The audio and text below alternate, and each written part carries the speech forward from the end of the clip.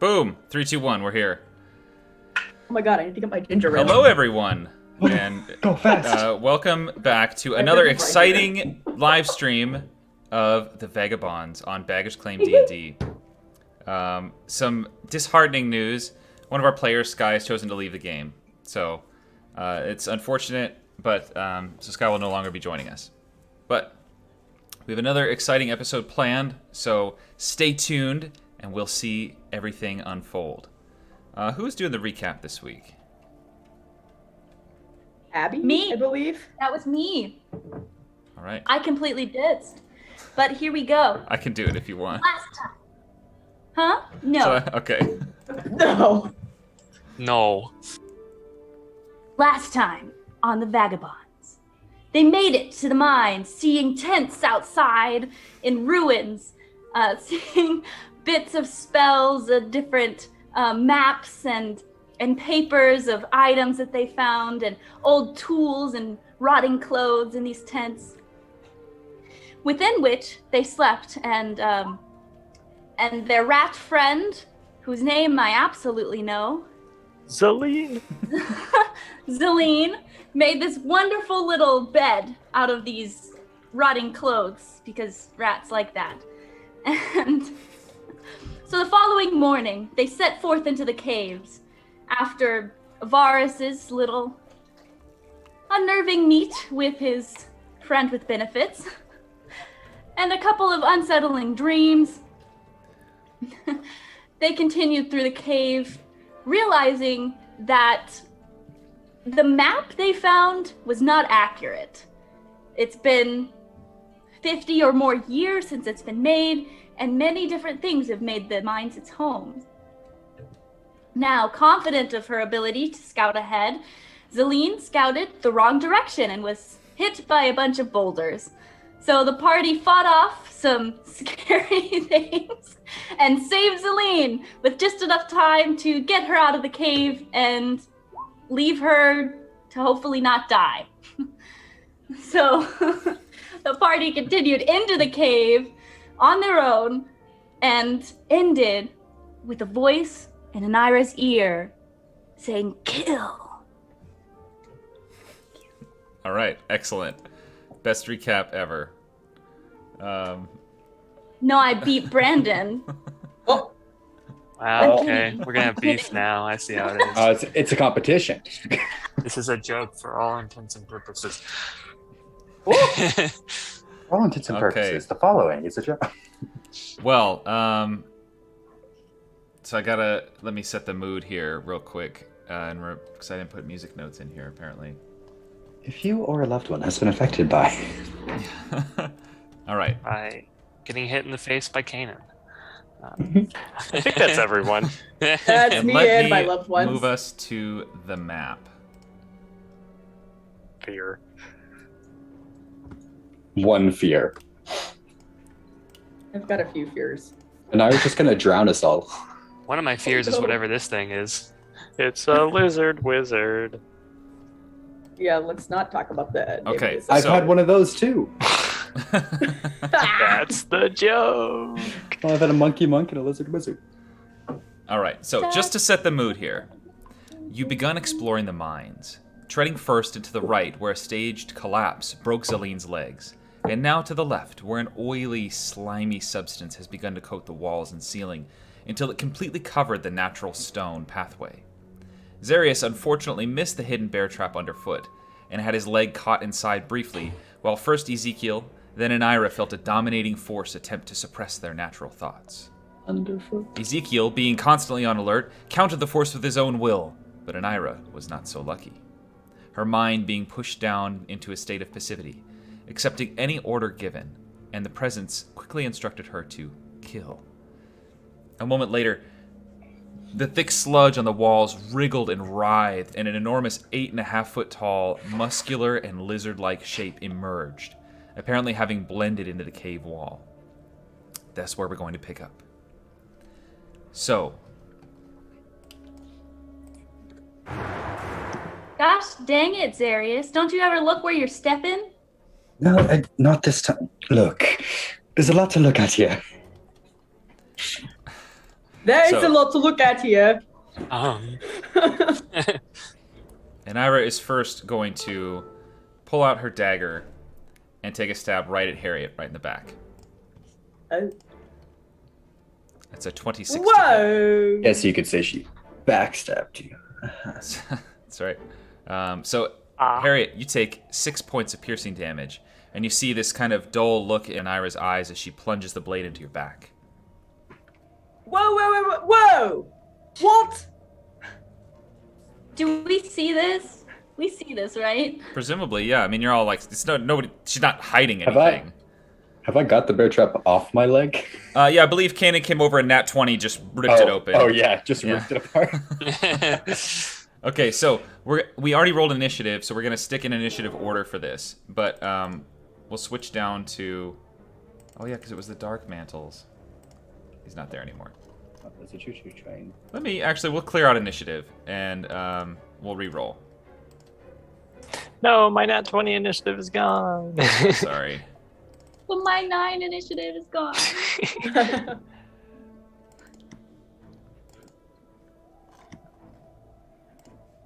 Keep rolling really well. One of these Oh, days, Brandon. full sheet overall. I mean, what's the point of having a +9 if you roll That's a 4? yeah, I guess. Everybody roll? Is it? No. There we go. Yeah. All right. That's a George roll. What you get for that bear trap. I rolled low to get in the bear trap. Okay, so currently Ezekiel, if my memory serves, you're facing the other direction. You do have the alert feat, can't be surprised, but you're just not looking this way. So this creature has stepped off the wall. You heard the scuffle with Anira, and you can turn when your turn comes about. So, Varus, you are up first. You hear Anira reach back and plunge the dagger into Harriet's back. What would you like to do? Hey, everyone, what's going on back there? I just got stabbed in the back. Elira, are you okay? Anira does not respond. Probably not. Huh. Okay. How tall is the cave, by the way, that we're in? It's like 9.5 feet tall, 10 feet, or about. It's not perfectly even, but Enough space if I wanted to cast fly and fly over everyone I could. yeah, you'd have enough room if you turn parallel to Yeah. the ground. Yeah, you could do that. So I will do that then. Action, cast fly, All right. and just fly over the group to come over behind Anira and just be like, hey, what's going on? Maybe tap her on the face. Once or twice. As you turn the corner, you do see this massive, muscular, lizard-looking dude standing there.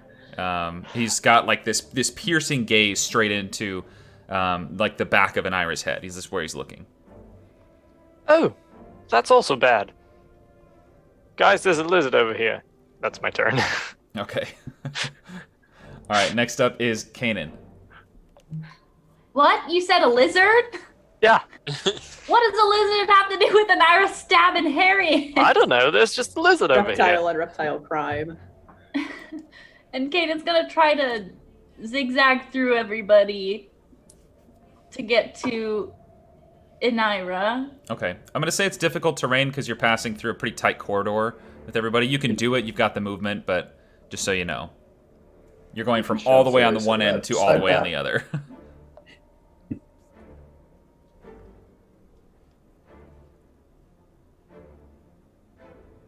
As I'm... Can I stop, at Anira? You can't end your turn there, but you can stop there. Oh, that's right. I just want to be like, Anira, what the hell?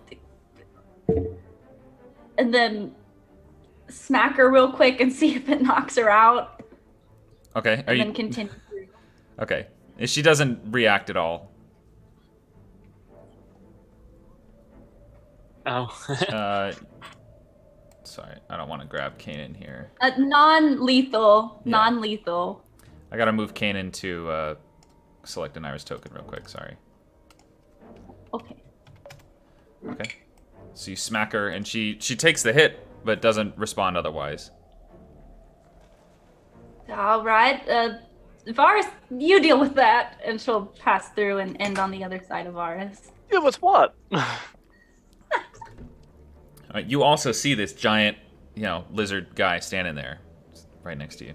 Oh. You would have seen him. This lizard, and that's where I'll end the turn. Okay. Oh, this lizard. Not Alright. the one vagabond brain cell. Oh, you mean this lizard? Zarius, as you're kind of like taking a look around and like trying to get your bearings on what's actually happening, you see the slime down the midst of the hallway here shimmer and shake, and once again another lizard steps out from among the slime. There's another one. And further down this way, rounding the corner, you see another. Oh, 2 more. Oh, 3 more. And another. Other one bites the dust. Sorry, I don't know if I was supposed to see this one. Yeah, if you can see it on the map, you can see it. Yeah.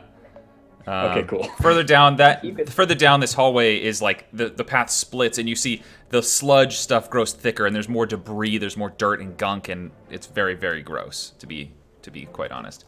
Ooh, yucky. But yeah, so this guy's gonna rush forward, and you see him hulking, carrying this long. It's almost like a dagger mixed with like a scimitar, and it's a weapon that you've seen before called a kokiri. And it's a long, like, bladed on the inside, and it looks nasty. Used for like hacking limbs off of large creatures.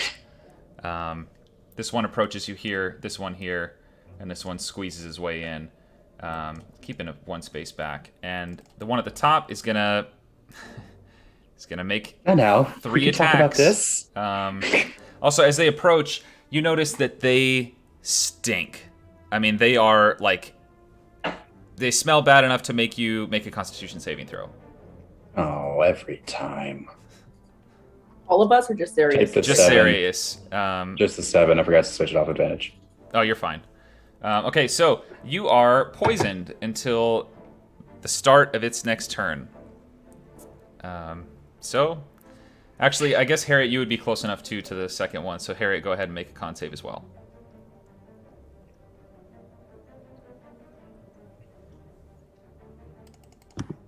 Is it technically poison, so would I get advantage, or is it not poison? I'd say yeah. I would say it's a poisonous effect. So, okay. Go ahead and give you advantage. And not that you needed it. Yeah, 27. Harriet, you are immune. None of this lizard. You are immune to this stench for the next hour. So just keep that in mind.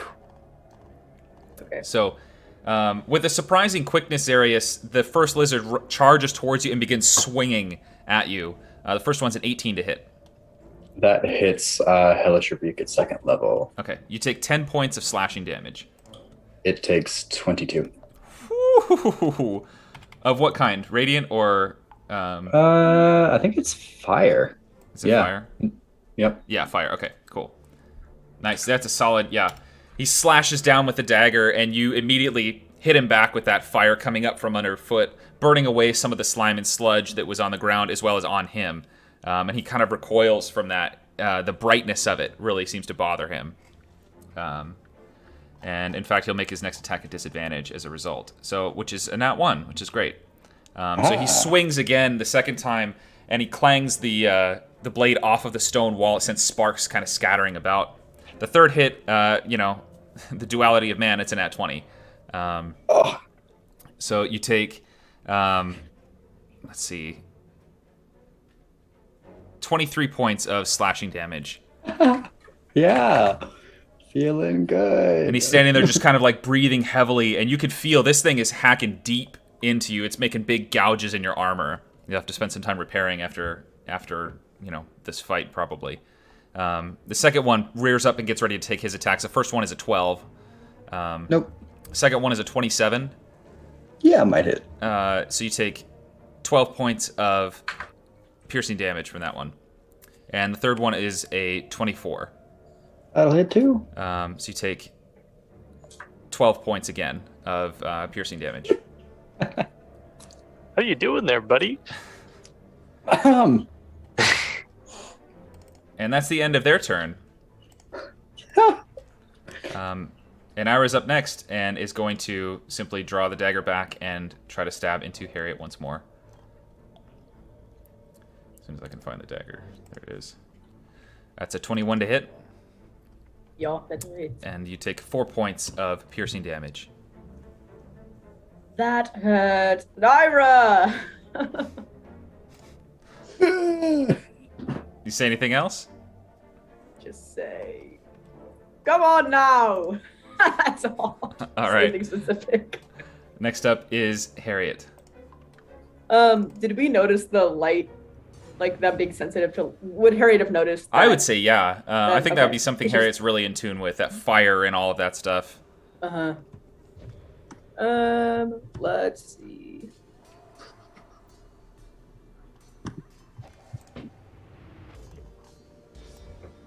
It's an action or bonus action? One action.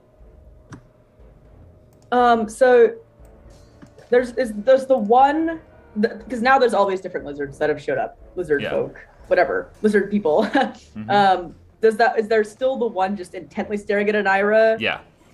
Okay. Harriet's gonna, and that one is down here. Yeah, the bottom one that looks different. Okay. Am I able to move through friendly folk to get to it? Yeah, as long as you don't end your turn there. Okay. But I'm gonna get to around Varus, and I'm gonna, for my action, cast activate the light on my quarterstaff, Okay. and just start. Then I'm gonna continue moving towards it. Okay. Gandalf moment. Yeah. And come on now, stop messing with my friend, and like just try and get past it. See how it's reacting, and see if I can get past it. Okay. To like here by Ezekiel. Yeah. I would say make an intimidation check just so that we have something to roll for light, because it's not a damaging Totally. cantrip, but just...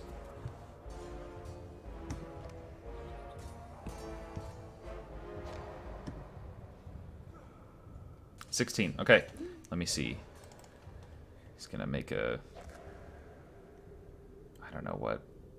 I can't think of what the opposite of intimidation is. Nature. Yeah. Animal handling.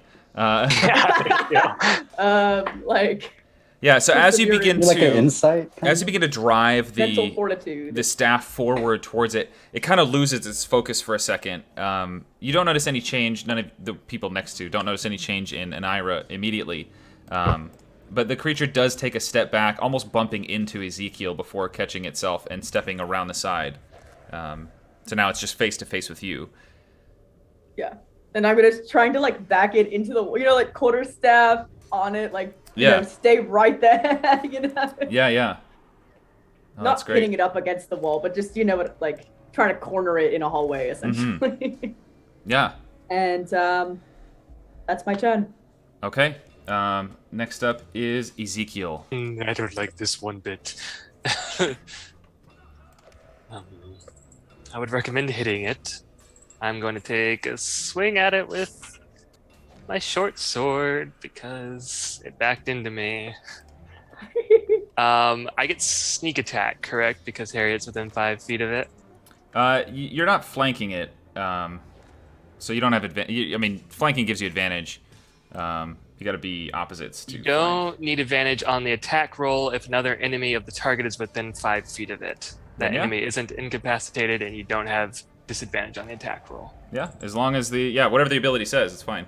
That is how the rules. Then you're good. As written. Okay, cool. Then I will do both of those with a short sword. 27 hits for sure. Hello? Yeah. Nice 28 points of damage. Wow. Solid damage.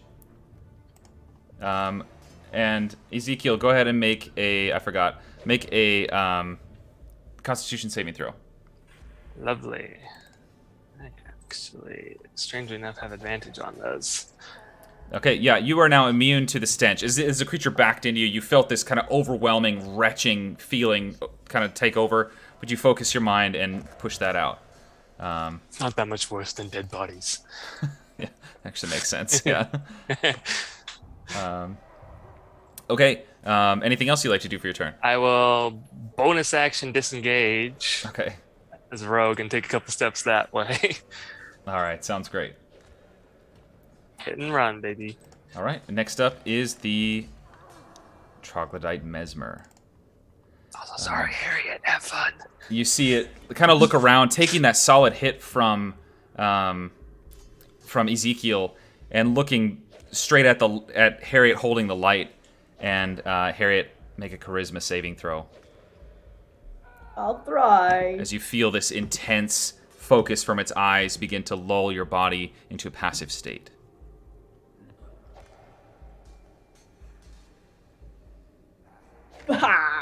But you, being familiar with lizardly ways, the lizards of Lizardly Place,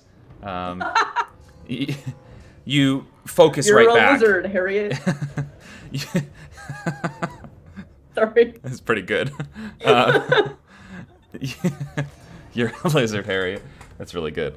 But you focus right back and force that presence that you feel in your mind out. And the creature kind of reacts like very surprised. It takes a swipe at you with its claw for a 25 to hit. Yeah, that will get me. So that's 12 points of... Oh, actually, 7 points of slashing, 5 poison. So, Okay. you know, you reduce poison damage. 9. And after seeing, like, you taking that hit and not being quite so effective, it's going to try to bite at you with a 24 to hit. That will hurt. And so you take 7 points of piercing and 2 points of poison.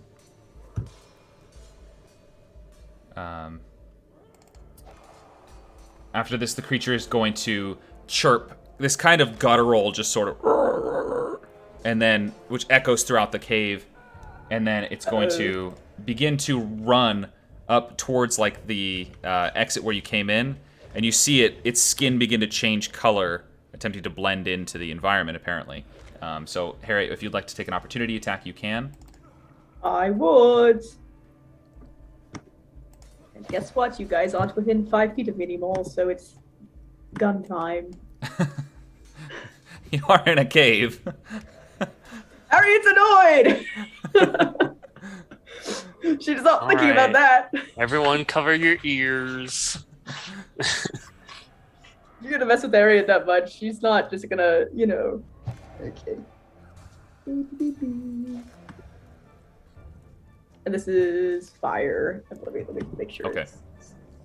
I may not be set correctly, but You yeah, fire, it's not fire. and the shot just glances off of the creature's shoulder plate and ricochets off the wall down the cavern passageway, just barely missing. And the creature rushes out along the walls and pushes itself into that oily goop substance. So on anyone's turn, if you'd like to. None of you see it at the moment, but if you'd like to make a perception check, you can on your turn. How's Anira looking like after this was the one that was connected Yeah. to her? So far, you don't notice any difference. Harriet doesn't. But for Varus and Kanan, when it's their turn, I'll give a bit of a description. Okay, so Zarius, you are up next. What would you like to do? Feeling good. Noticing that they seem to flinch away from light, Zarius is actually gonna like put his hand on his chest, and he's gonna cast daylight on shirt, whatever, and he's just gonna glow very brightly. And then he's just gonna try to like back up a little bit, and I guess he's gonna take the opportunity attacks from these two and hope they don't kill him. Okay. That was his action. So 5. So we can go through an Ira, but it's difficult terrain. No, it was just because Kanan was going through 5 people. So okay. since there's less people in the way, you can maneuver through as long as you don't end your turn there. Okay, I would like to get on the other side of Kanan. Yeah, Just easy the goal. peasy. They are going to swing at you, so. Absolutely. But they have disadvantage being in bright light. So, that is a 14. That'll miss. A 16. That'll miss. And a 17. There should only be 2. Oh, that's right, just 2. So, yeah, 14, 16. Sorry, I clicked it an extra time. Cool. Yeah. So, and you see him kind of like shying away from the light, trying to swing at you, and they just can't quite connect. And you... Zera's actually going to press himself up against the wall and just like breathing heavy, Okay. like blood pouring down one arm. You feel the gross, like, oily substance squeeze against your clothing and your back, and you don't care. You're just like, oh, Yeah. get me away. Yeah. Okay. And, okay, next up is Varus. What would you like to do? How's Anira looking? And Iris still has this sort of listless expression about her. She seems a little more focused before, but to get more, you'd have to make an insight check as your action. I'm not gonna worry about it because there's 2 lizards over here, so I'm just gonna fly over Anira, plop Okay. myself down right here, and come on, lizards, let's do this. And I'll I'm not gonna cast Hex. No, I'm flying. Just swing at this one twice. Okay, sounds good. Go ahead and make your attack rolls. Actually, no, I'm gonna, instead of attacking, I'm going to cast Green Flame Blade, Okay. which is something I don't use very often. But I will reach out with the Heart Striker and flamed in green at this guy, which hopefully is like this, I think. Yeah. Okay. And 3 of that is fire damage, if Okay. it matters. Okay. And then this one will also take Oh, so 5 you can damage jump. as it Nice. bounces over. Yeah, the first one hits for sure. So it's 12 points of damage as you strike through with the Heart Striker. And the green flames leap to the other Troglodyte Hunter. And they seem to recoil, not so much from the flames actively like being too bright, but just from the being struck. And you see them kind of looking between each other, and they're making these really low, like chittering noises. But anything else you'd like to do for your turn? Just be cocky Varus. Okay. All right, sounds good. Come at me, fools. Next up is Kanan. What would you like to do? Yes, Kanan is going to be like, where the hell are these guys going? And then turn back around to help with this commotion over here. Okay. Run through, like, past Anira and be like, gosh, Anira, snap out of it! And then hit this guy twice. Okay. Wrong button. As you pass by Anira and you yell, snap out of it, you see her snap out of it. Her focus comes back, and she's standing there kind of like, oh, okay. And you see her sheath a dagger. Weird. 2 29s. Wow. Yeah, he's ready. I'm gonna spend a key point and flurry of blows. All right. Woo! 26. Kanan's really on it right now. Ah, these are going crazy today. This is what What? she does. They all hit? Yeah, all of them hit. So 46. bam, bam, bam. Yeah, so she's just gonna kind of take the dagger and try to slice his lizardy gills? Do lizards have gills? These ones don't appear to have gills, but make a Constitution saving throw. Ask Harriet, she knows. As the resident reptile expert, some Should I have lizards done that gills. too, Matt? Yes, sorry. They just have really long tongues. Okay. Varus, you save. You're immune to this poison. Kanan, you are Trying to poisoned. lick my eyeball. So it should have been before you made those attack rolls, but since I forgot, we'll leave it. So you're poisoned. You have the poison condition, which I think it gives you disadvantage on ability checks and attack rolls. But is there anything else you'd like to do for your turn? Nope. Okay. Next up is the hunters. You see him once again, just sort of. Yes. That poison condition was for till the end of their next turn, or till the end of my next till turn? the end of their next turn. Okay, I'm no longer poisoned. At the end of this turn, you will no longer be poisoned. Oh, it's still going. Yeah. I'm sorry. Yeah, you see them kind of look back and forth, and then one of them just grits its teeth and looks at Kanan and makes that same chittering noise. And then both of them nod, and they pull out their blades and decide to attack. This time taking some chomps along the way. Okay, so that's 6 attacks coming at you, Kanan. That's a 24. Yeah. That's My AC is 18. Okay. Just FYI. Okay, so that's hit, miss. Oh, you missed the 2 bites. So sad. No double poison. I don't think we're sad about that. So you take 14 points of piercing from the first attack, 9 points from the second, 13 from the third, and 14 from the fourth. I got the second one, so 14, 9. 14, 9, 13, Okay. and 14. Okay, thank you. Okay. And then they are going to book it. So, Kanan, you get an opportunity attack if you like one, as well as Varus. Yes! But, Let me get Kanan, this you were at guy. disadvantage. I understand. I understand. Varus, you hit for sure. Solid strike, and you see him kind of cry out. Kanan, you do not hit. These creatures, they rush off into the cave, and their skin begins to shift color and change, and they're going to make some sneaky hide checks. Okay, so none of you see them at the moment. But the fight, as far as you know, is over.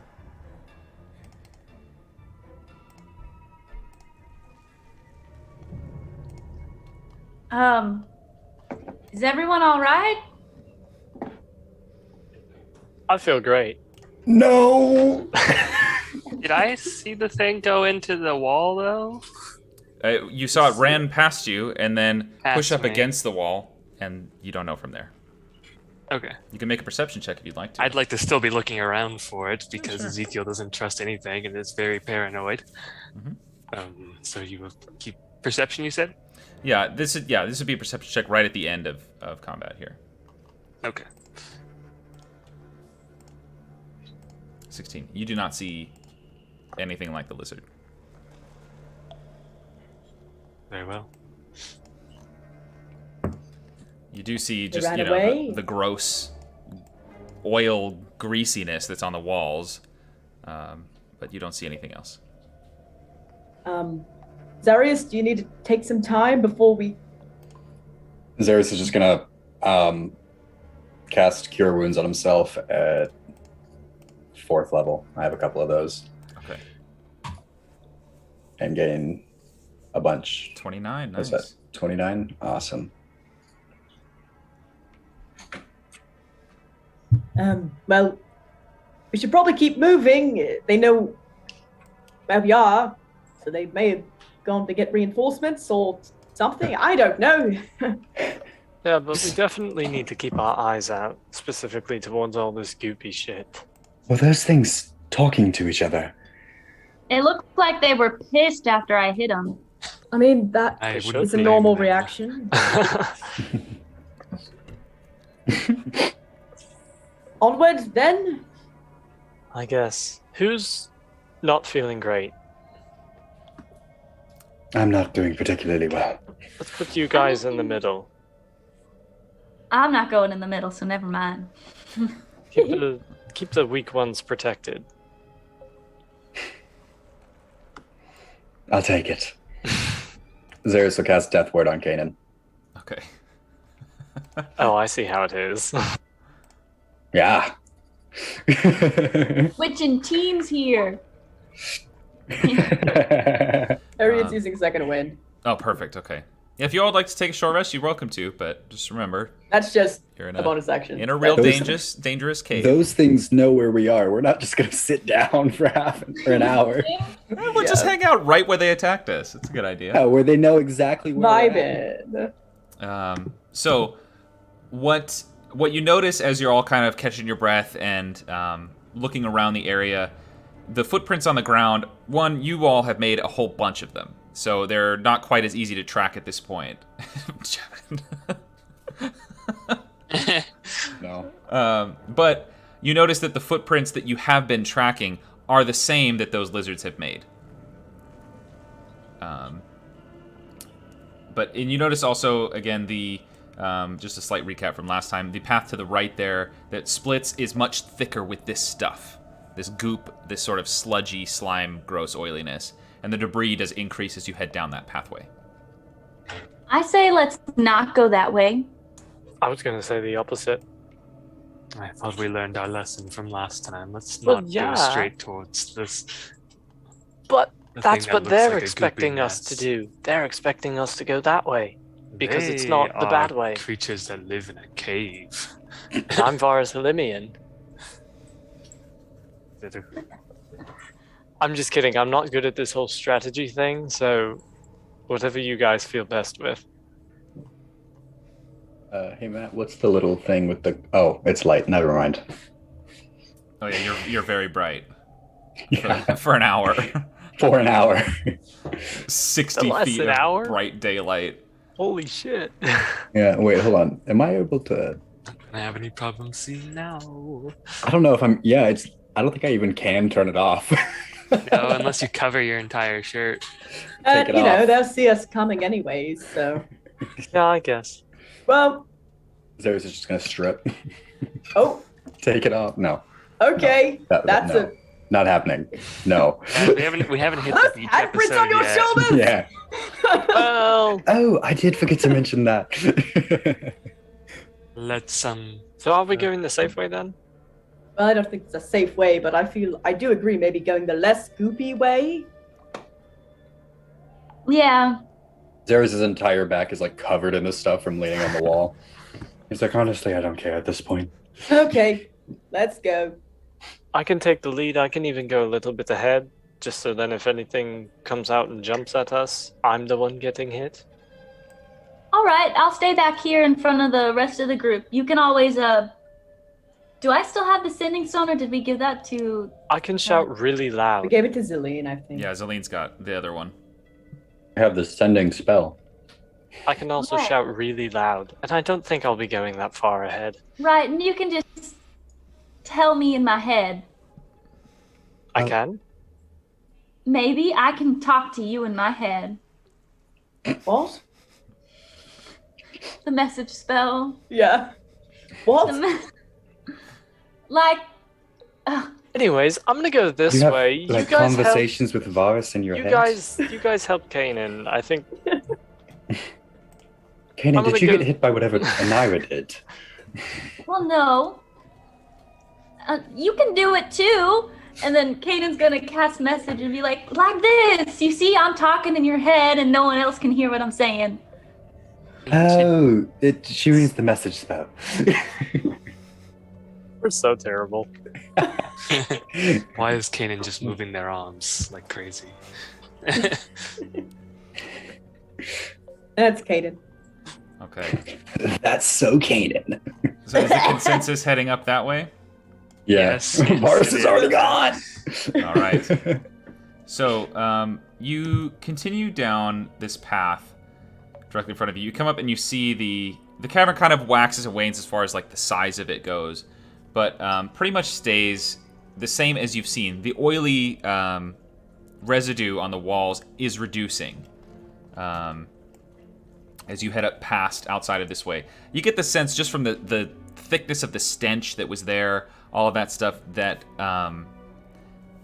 that this probably was like a nest of some kind or like an outpost. Likely not a permanent settlement though, just because I mean it could be, but you didn't go down that way, so you don't know. So yeah, you feel the cavern floor rising and falling in elevation at different points as you travel. You continue forward down this path, and you find another split in the road. As far as where you're at, right to your right, it's just a short little inlet, a place that you could sit there. You know, maybe one or two of you could pack in there. And then you see a direction in front of you that has some stairs that go up. And or down, whichever. And another path that ventures up further towards the north on the map. Hey everyone, guess what? We run into my favorite Crossroads. I don't know where to go. Aren't we trying to go down? It's the one that goes down. Yes. All right.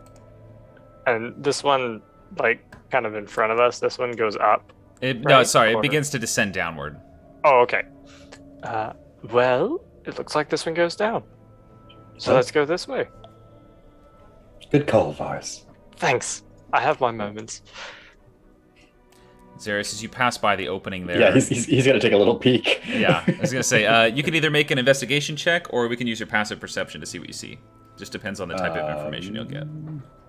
I think my 24 passive perception is going to be what I go with. Okay.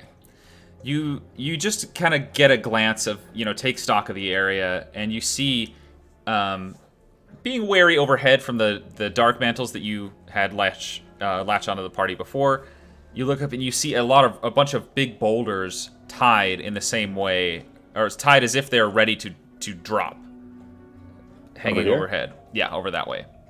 Okay. You don't see the tripwire, but you do see a bunch of these rocks suspended up above the ceiling. Hey, Varus, one, good call. If you would have went this way, you would have ended up like our friend Celine. Two, keep an eye out for rocks that are tied up to the ceiling.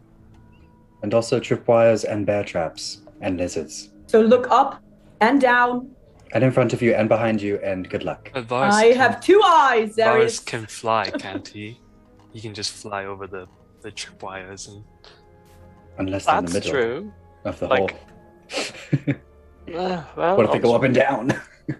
vertical tripwires. No, No! my weakness. Mission My one Impossible, weakness. Varus laser. It's like a laser trap. test. Uh, I didn't know Varus was in the Matrix 4. Yeah. Shh.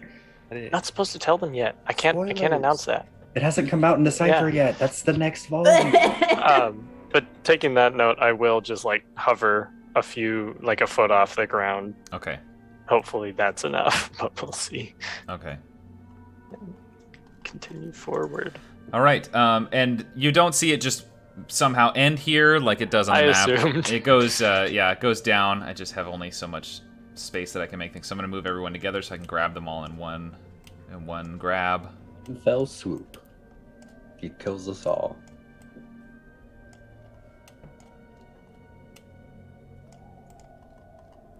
And you see the path continue on.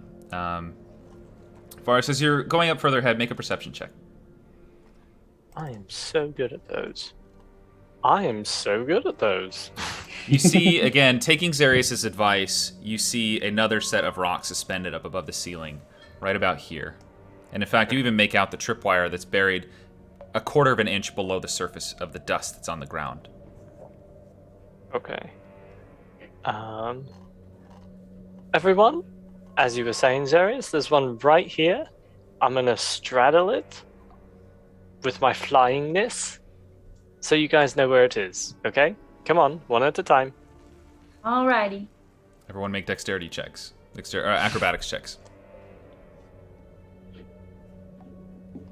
This is not going to end well.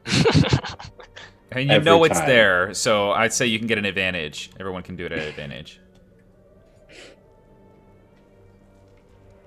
Well, if a 20's good, I won't re-roll. There. Yeah, it's a low DC. I mean, these guys aren't master engineers here. They're... That would be like the 10th time that Zarius would have messed Ooh. up. I didn't do too hot either. Yeah. Everybody succeeds. You all manage to step over the tripwire without tripping it.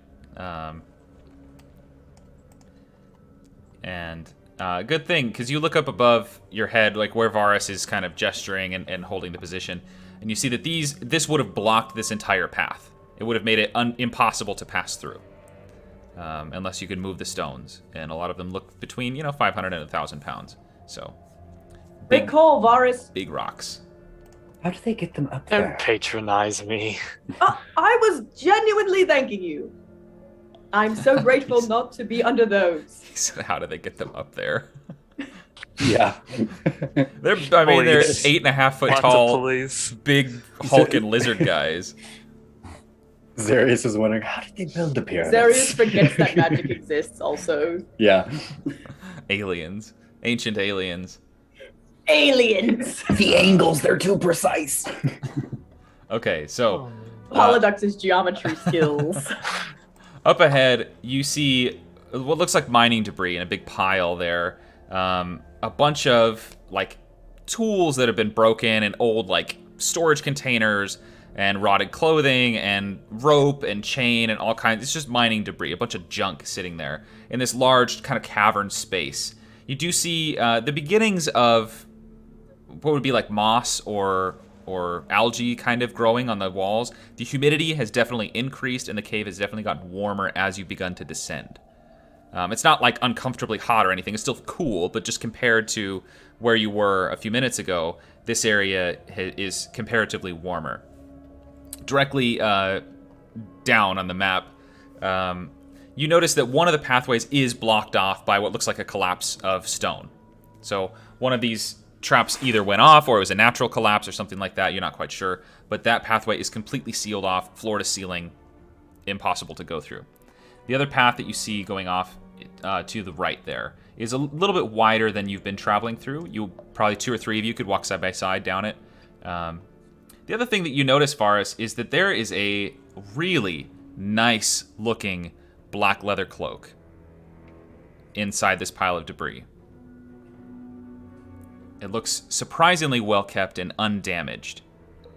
Don't do it. Boris doesn't care. He goes for it. It's probably a trap, but he goes for it. Don't do it. Okay. Are you putting it on? I mean, he'll kind of look at it at first. It's just like really nice. Like turn it around. It's assuming I can pick it up safely. Yeah, you start to pick it up, and it's like a big, heavy cloak. Okay. It's thick leather, like a couple inches thick. And after a moment of you, like, kind of lifting this thing up, realizing it's a little heavy, it wraps around and grasps on around your neck, choking you. Like this huge manta ray, almost. So? Things are so cool. Yeah. I'm never going in the caves again. So, Varus, you are... you are... What is it? Dying. It's just attached to you at this point. Oh, nice. You take 12 points of piercing damage. Oh, nice. As it is attached over your head. The arms of it wrap around, the wings of it wrap around your chest, and the mouth just engulfs over the top of your head. Whoa. Whoa! What? That is a big coat. Sending like debris and mining equipment just scattering about. Varus, you are blind. And it's you can see it's got these like really gross, beady, like yellowish red eyes, and you see it squinting really hard at Zarius. Like it's having a hard time looking in that direction. So much so that it lets out this awful moan, just this. Everyone, go ahead and make a wisdom saving throw. Don't like that. Except for Harriet, if you're back there. Oh my god, what is my roll? No, I just am behind on moving on. Oh, the you're map, so. you're good. I just want to make sure that you're. Oh, Yeah. that's No, not Harriet's not either. like admiring the scenery or anything. Okay. That's just me. There's a pink flower growing Oh. out of the wall here. Oh, that's a particularly nice sheen of the. Oh my word! Okay. Varus and Zarius save. Ezekiel and Kanan, you both are frightened of this creature. So what that means Well, is I could have told you that. No, yeah. very good. Yeah, I know. You have disadvantage as long as on attack rolls and ability checks, as long as the creature's in eyesight, and you can't move closer to it. So, Planning on that anyway. still flying. Nice. Okay. So, man, I Just shouldn't have put off erased. the ground. I don't know. I shouldn't have erased the order here, so sorry, we have to re-roll. Roll initiative. Hey, come on, +9. Don't let me down this time. Hey, here we go. George, I don't know what's going on, man. what did you do to roll 20? I don't know, but Who did you hurt? Me. Is that I everybody? think the highest I've rolled today is a 10. Okay, I think that's everybody. So first up is Ezekiel. You are frightened.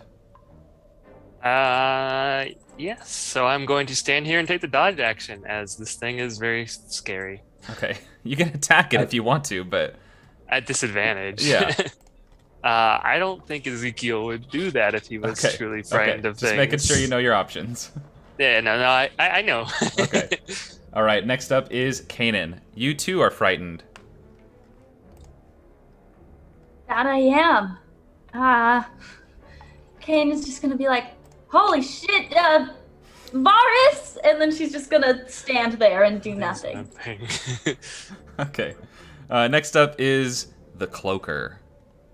By the way, Kanan's not poisoned anymore, right? No, Okay. but just frightened.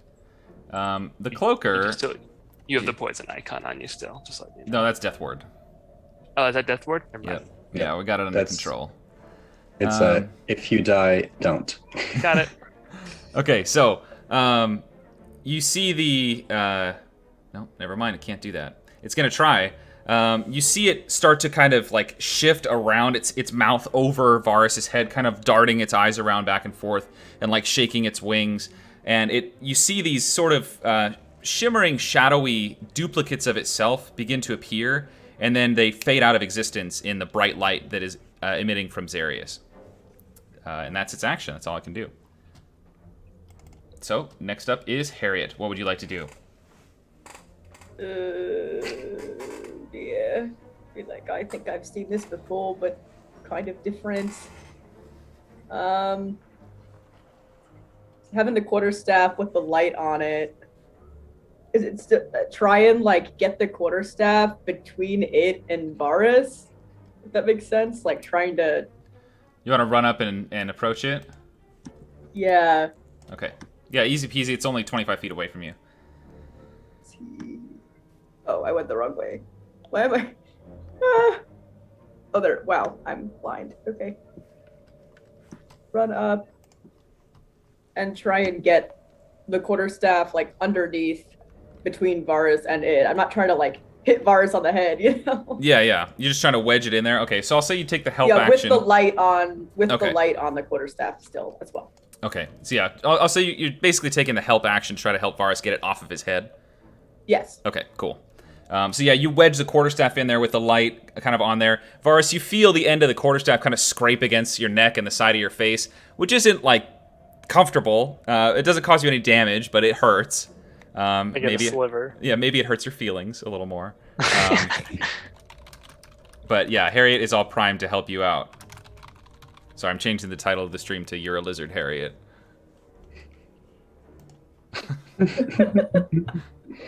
So I think that's too far. It works so well. All right, next up is Varus. What would you like to do? That's me.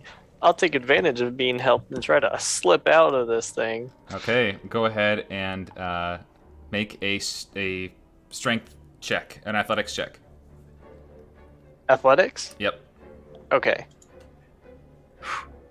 You just succeed thanks to Harriet's help. You get your fingers in and you're trying and you are not getting it. And all of a sudden Harriet's quarterstaff goes in and wedges it out and you manage to pull it off. You can breathe again and you can see.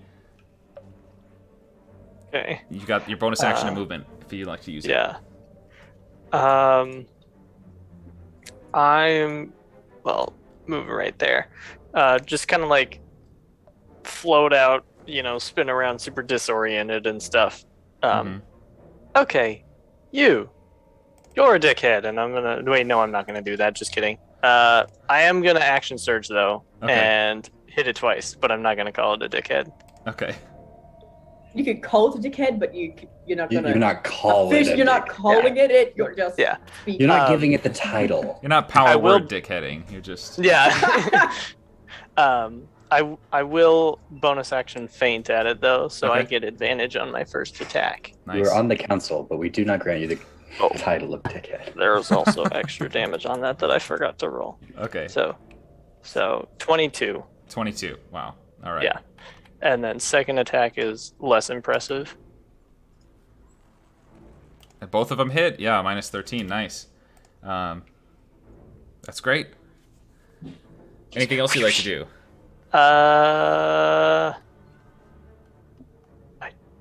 No, that's it. Okay.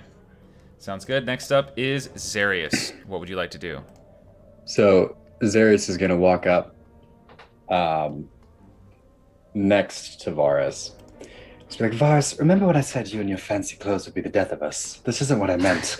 And then he'll try to put his hand on the whatever that I can't remember its name, but Cloaker. Yeah, and he'll cast inflict wounds on it. Okay.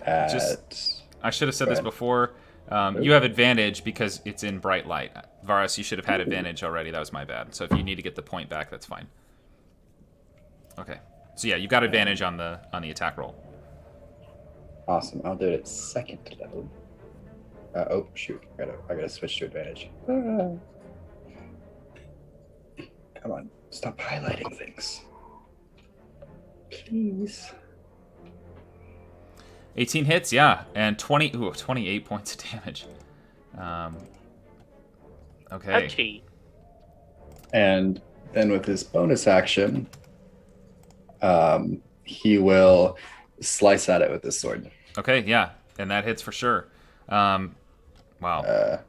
It's this one. Okay. Give me a second here. It's eating he gold. Killing the enemies. Okay, so you reach out with your hand to touch the side of this leathery, manta ray-looking creature, and you release the spell, and you see the black necrotic energy just scatter across its flesh, and it kind of recoils out, and then you swing at it with the sword, and how do you want to kill it? He'll just kind of like almost ripping a coat in half, just like slice down the middle. Nice. Okay. Yeah, you slice down with your rapier, and it just splits the creature. You see the innards and bone all the way down to the back of the spine just sort of spill out across the ground, and the creature collapses from its hovering position. And that is the end of combat. Yes, I did clear the turn order again. That was not pleasant. Well, that was harrowing. Thank you, Zarius. Shall we keep moving? Don't put Good. that on. Varus, how you feeling? Hold on. I need a second. Just give me a moment, and I'll use my action to cast Disguise Self and put a giant black cloak on my back. Okay. All right. Now I'm good. Let's go. Oh dear. Okay. You know him. You love him. Varus Oblivion. I do. They're just gonna throw some cloaker guts at him. Okay. Cloaker guts snowball. Ugh. Not really. All right. As you're kind of taking stock and figuring out, getting yourselves together before you venture out down this next pathway, you hear echoing in the distance that same chittering noise that you heard the troglodytes make. You can't tell how far away it is, but you definitely hear that noise kind of echoing through the caves as if they're communicating. Oh boy. That's all. Well, checking. There's not like goop. Is there still goop on the walls? Not here, no. Okay. There's They're like moss or like algae kind of built up, but nothing else. Okay. They killed our dog. I still don't think I've rolled higher than an 11. Saving it up for later. All right. So Charging up. as you continue onward into the... Oh, I already said that one. Sorry. Oh no, you guys. Oh, wait. No, not this one. Okay. So, yeah, a gentle, warm gust of wind pushes against you every so often, the pattern causing you to think of some giant creature breathing somewhere deep in this cavern. As you pursue down the long and winding pathway ahead, the natural rock formations begin to become more apparent, as if this place has been left alone for longer than the entry chamber, and some of the natural processes have taken their toll. Very little evidence remains of the mining work that was once done in this tunnel, and you have a difficult time finding anything more than the few bits of debris left in the chamber and this one patch up here ahead.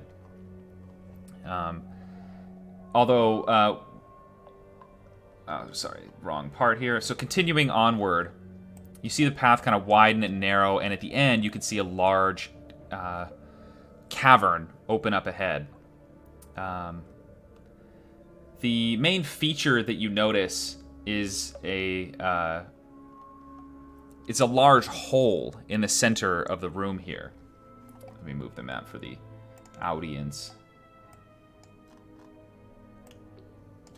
Oh no, not a hole in the middle of a circular room again. So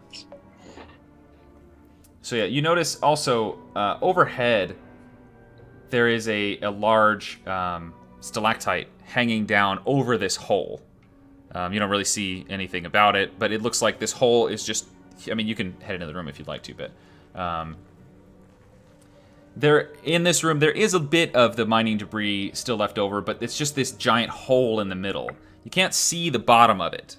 I mean, as you walk around and kind of peer, looking down, you don't actually see, even with Xarius' bright light shining down, you don't see the bottom of this. It looks like it kind of curves and winds back and forth. So, that's what you see.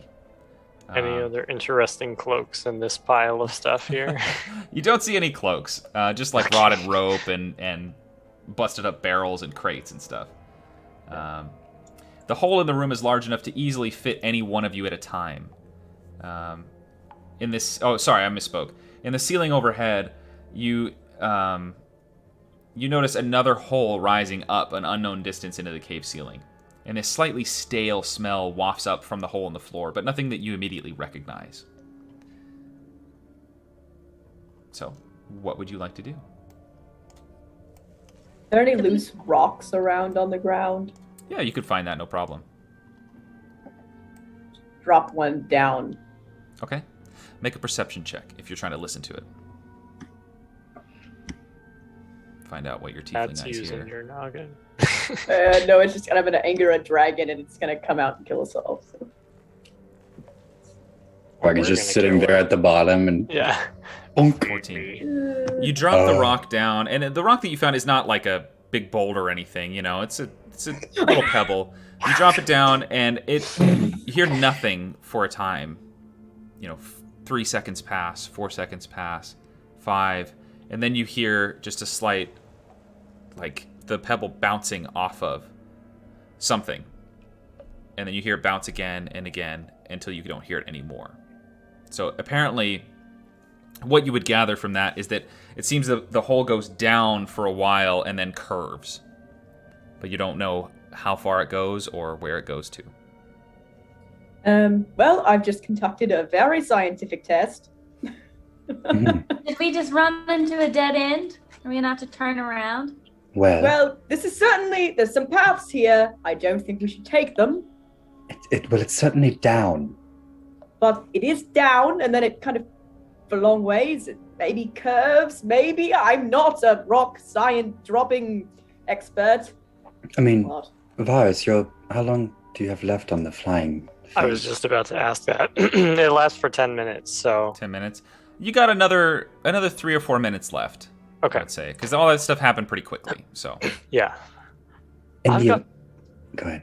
I've got plenty of time. If somebody wants to light me up, Harriet, do your thing with your staff. I was going to say, that's exactly it. And I can go look ahead. You guys can drop a rope down or something. In the event that, you're down there and you do run out of time, are you able to get back up by using this again? Or will you be stuck down there? I'll leave that to your imagination. Harriet, do the thing. Okay, I'll undo light on my quarterstaff, and then I'm going to place my hand on Varus's head, and I'm going to cast light specifically on his hair, Okay. like Entangled when she sings and her hair glows, because with light you can choose one object, and I'm using creative freedom to make it just be Varus's glorious hair, so Excellent. like his hair is just glowing. Okay. All right. Okay, so you cast the light spell. Varus's golden hair begins to glow. This brilliant, bright light. And I will be right back. 1 sec. Wow. Gleaming glow. Let your. You should do this more often, Harriet. This is nice. I mean, it's only. This is it's only 10 feet and it's for an hour. So. I should have given him. Zara should have given him his shirt. I was going to ask for that too, but I thought maybe not. Yeah, not now. Maybe we're up here. Who knows what'll come after us? I as like well. this better too. So. Yes, it is. Hopefully it helps, or at least helps things on the wall of this maybe stay away. It seems like there's a lot sensitive to light here. Makes sense, it being dark. So hopefully it helps. There's things lurking in the walls like we've seen. And if anything, I'm feeling absolutely radiant now, so. You're looking radiant. But I always do. it is true. But as long as you don't look tasty to some lizard down there, and that's. I hope I do look tasty to lizards. Hi. That's your move. Lizards are not my type, you know. Oh. And I'm not going to say anything. yeah. But aren't dragons like another kind of lizard? We're not going to get into racial politics today. Oh no! I've long been separated from that part of my culture, but there would probably be a time I'd be offended to be called a lizard. Now, I really don't care. Everyone knows lizards have tails. Get wrecked, Dragonborn 5e. Okay, we're back. So Varus's hair is glowing, and you begin to descend down into the hole. Ironically, this isn't the first time Varus tried to jump down a big hole. And so What? you fall, or you don't fall. You float down. Are you trying to go slowly, quickly? Are you trying to be sneaky? How are you doing this? He's not trying to be sneaky, but he's not like flying as fast as he can. Okay. He's going quick enough that like he's going as fast as he can without running into shit. Okay. Since the light isn't very far. Okay. What you notice as you're traveling is that very gently the tunnel seems to curve at first, so you almost run into the edges several times because you're trying to fly straight down, and it starts to curve a little bit. But you come down, and then you hit a sharp, like a L-shaped turn. You hit the turn, and it's always going down. After about 30-40 feet, you hit that L-shaped turn, and then you extend down another 10-20 feet and go down again another 10-20 feet. And you see it continues this way for quite some time. You travel as far as you can without, saving enough time that you can get back out if you'd like to. I mean, you can keep going if you want and just see how things go. Yeah, no, he'll make sure that he can still get back out. Okay, so yeah. You get down like 100, 200 feet at least, because you can move pretty quick with fly. So you get down, and then you say, okay, I probably better take my time and get back out. But you don't see an end of the tunnel. You do notice this sort of stale, dusty, putrid stench begin to get stronger and stronger the further down that you go. It's not the same as with the lizards. It smells almost familiar. It's a scent that you remember from your time in the Hells, when you swam in that big bone pool. It smells like bones. Good soup. not the bone juice. So that's what you smell as you begin to descend down, mixed with some rotting decay and everything. But you make your way back up around the curves and everything. What you notice mostly is that none of the curves that you experienced were enough to hurt anyone. So you could just drop down and you'd be fine, at least as far as you saw. You eventually ascend up, out, hair glowing brilliantly, rising up however you feel out of the hole. He just kind of floats up, standing straight, perfectly like a pencil, and then just plops down and holds his arms out. Well, we don't want to go down there. Why? Well, what was what's it? there? It's really bad.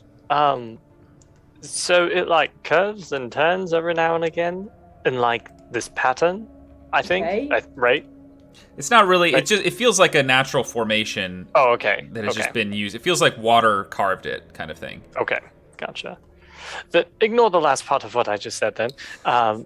But it smells really bad down there.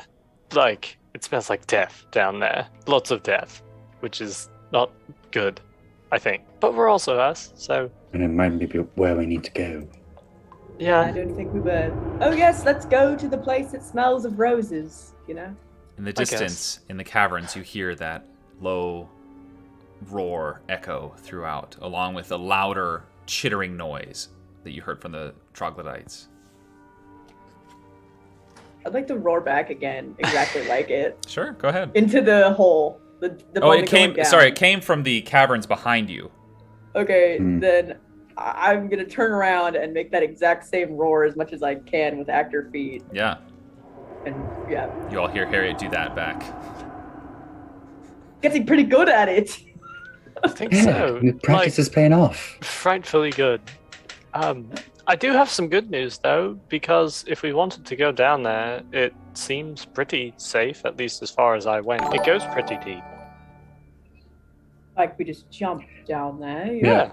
Matt, when you said none of the curves are enough to hurt people, do you mean we would like treat it like a big slip and slide, or like? As far as Varus went, yeah, it'd be like a big Okay. slip and slide. I mean, it'd be on rock, so you could get cut up, Yeah. but not enough to like break your legs. Slip and slide into the bone pool. That That sounds like No. so much fun. Add that to our theme park. Yeah. Are we? I mean, It's either is there this or another we go path back. need to take? Well, there was that other one that Xerius pointed out with the rocks hanging above it. Yeah. The only thing is this. I mean, our one direction was down. Down. This is down. This We is came here to go. We knew it would be easy. I don't know. This is the most direct down. I'm not liking the sound of this. Me I can neither, carry but- you, Ezekiel, if it makes you feel better. That would make me feel worse. Should I carry you? Actually, No you know one's what? carrying me. Are We we could do like a going joint down or thing not? where they make the table. What? Oh, I think we should decide. Are we going down? Yes or no? Yes. Yes. yes. Okay, Ezekiel, come here. I'm going to use my Pearl of Powering in a spell slot back, and then I'm going to cast Fly It on Ezekiel. Oh. Okay. Ezekiel, Yeah. you can What now did you? fly. I don't like this one bit. All right. Too bad. We're going. He And starts Varus is- like clumsily like floating away, not used to this at all. Varus That's is going to okay. I jump did down the that my hole. first time as well. Okay. Just as you all head down into the hole, who's going last? Harriet will go last. Okay. Xerius will go second, just so that Varus. And has Varus's light. hair is still glowing, so if we go quick Okay. enough, then we can hopefully see light as we're all going down. Okay. Because both Xerius and Varus have light. Yeah, it's just shooting straight up Ezekiel. out of the hole. Yeah. Harriet, just as you jump into the hole last, you see the Troglodyte Mesmer approach and start to try to stare at you. You just feel a tremor of that dominating presence, and then you disappear down into the hole. Yep. And you see them rush over to the edge. Not today, bitch. Roar back at it. Roar back. All right. So yeah, as I said before, you all fall, and you We all fall die. some more, And that's the end of the He's like, campaign. watch you do it. No. Rocks fall and you die. We all fall into hell, and we all just crumble. Yeah, it Yeah, actually on goes this. back to hell. Oh my god. That just takes you straight back there. Corzin's sister, like, what the fuck? Why are you I here? told you to leave. Oh my gosh. Okay, I just put you all back on the map that isn't accurate. By design, not accurate. Okay. All right, so Yeah, figured, Abby. I figured. Sure. I think it looks great. okay. It's confusing, but it looks great. So you fall and you hit the rocks at first, and you get some nicks and scratches, but nothing serious. You slide down one way, slam into the wall, and the other way, slide down, and so on and so on. Eventually, the pathway curves and begins to fall straight down. So from there, you fall. It's just past where Varus explored, and it falls straight down. Further and further and further, and you feel yourselves picking up speed, except for Ezekiel and Kanan, and further. And what you can see from the light coming from Xarius is that down below it is just a sea of bone. Those of you without slow fall and flying, you slam down into this pool of bones. Rattle me bones. Yeah, rattle your bones. And everybody takes, everybody make, let's say, acrobatics checks to see how well you land, except for Ezekiel and Kanan. Because Kanan's got slow fall. I already did it. Oh, you're fine then. It doesn't matter. Harriet just comes barreling through everyone else. I was like, she's the heaviest. She's gonna just scientifically thinking about this. She's gonna be going faster than like slim little Varus would be. It's great. Technically not how science works, but that's okay. Well, I think I'd rather have a If we're feather all fall on landing- me. Yeah, like Than a we're all bowling landing ball. for on the a impact, pile. I would certainly much rather have Varus land on me than Harriet. Okay, Yeah. so Varus, Harriet, and Harriet, you're the only one who fails. I'm sorry. Oh no. Harriet, you take 3d6 bludgeoning damage when you hit the ground, Okay. and you find yourselves in yet another large cave. The ground lacks the previous dustiness that was present in the area prior, and instead you feel yourselves partially submerged in an unfortunately familiar material that you haven't felt since chasing Corzin. Bone. A stale, putrid stench wafts up into the air, and you slowly come to the realization that this must be some sort of dumping ground. The bones and bits of viscera that you're wading through confirming your suspicions. As you slowly rise to your feet, the mostly dry remains falling away from you, you see quickly the only exit is a narrow passageway partially blocked off by bones piled into the room with you. You could easily move them if you'd like to and exit through the path, but it will take a few minutes for you to do so. What would you like Sorry, to do? did you roll that 3d6? You just said you take Oh, I'm 3d6 sorry, I didn't roll damage. it. You just take it. Just take 3d6. I was like, I can roll it. I can roll 3d6. Probably would have been better for you to roll it. my I got God. 15. Okay, I Ow. mean, I'm gonna do. Second thought, maybe I will roll it. Like, just Sorry. Wait, I can do math. That's not bad. Okay, 15. Yeah, it's not bad. Already, okay. So, yeah, you all can move the bones if you'd like to, but you certainly don't have to by any means. Guys, that Uh, hurt. we'll just stay here. Campaign over. Yep, there's no way Take a out nap. aside from that, so. Did we just ride down that garbage chute? Yeah, Looks like it. essentially. So we should probably not stay right under it. Correct. Let's move those bones. What if the bones are I trapped? don't want a giant skeleton falling on my head. That What is if the like bones are a new fear. Do you want to check the bones for traps, Forrest? I think we should waste more time here. Yes. I am moving the bones. I think am- I'm just gonna get to the other side of the bones and find an end. Okay. Bone. I am well known for triggering traps. I'll move the bones. I'll help There's you. no- All right. Yeah. While they're looking for traps, Kanan's just gonna try to get out of it. No. Okay. Zarius isn't Yeah, looking but- for traps. He's just moving the bones. Zarius Okay. is looking for traps by setting them off by being Zarius. Yeah, exactly. Okay. Just like good And dex, I'll but keep watch because notoriously I don't think fails. I'm very good at moving bones. I think that you're the most qualified person to move bones, actually. Yeah. That's what you do for a living. Usually they're inside of bodies still. Well, yeah. Well, there's The no skin check helps. needed. They're dry bones, and not like the awful Mario Party character, but like Awful. Don't hold on. Don't hit. throwing shade Hold here. on. Not Oh, the no. shade at my man. I made dry bones. It's all about wah. I gotta get out of here. I'm a dry bones man. This So- is hatred. You no checks needed. You easily move the bones. It's just a matter of doing it. It just takes time. So you manage to push your way through. You wade to the front towards this small passageway, and you manage to push these bones to the sides, clearing out a little bit of a path. And you see that the bones have indeed just spilled into that pathway as well. So it's gonna just be a bit of wading through them until you get out. But clearing the bones out and pushing yourselves out of the room, you find the smaller passageway is a pretty tight fit, especially for Harriet, and the ceiling is low, forcing nearly all of you to hunch slightly to avoid dragging your heads on the stone. A small trail of bone and other remains has spilled into the passage, but you quickly leave it behind in favor of continuing further into the darkness, finding the ground transitioning neatly into smooth and comparatively clean stone. You can sense yourselves descending lower and lower as the path winds on, but you haven't met any stairs or obvious drop-offs aside from the one that you just fell through as of yet. The air has again begun to warm slightly, and you can feel the humidity rising, causing your clothes to begin to stick to your bodies and the sweat slick your brows. Is there anything that you all would like to do at the moment, or are you going to continue on?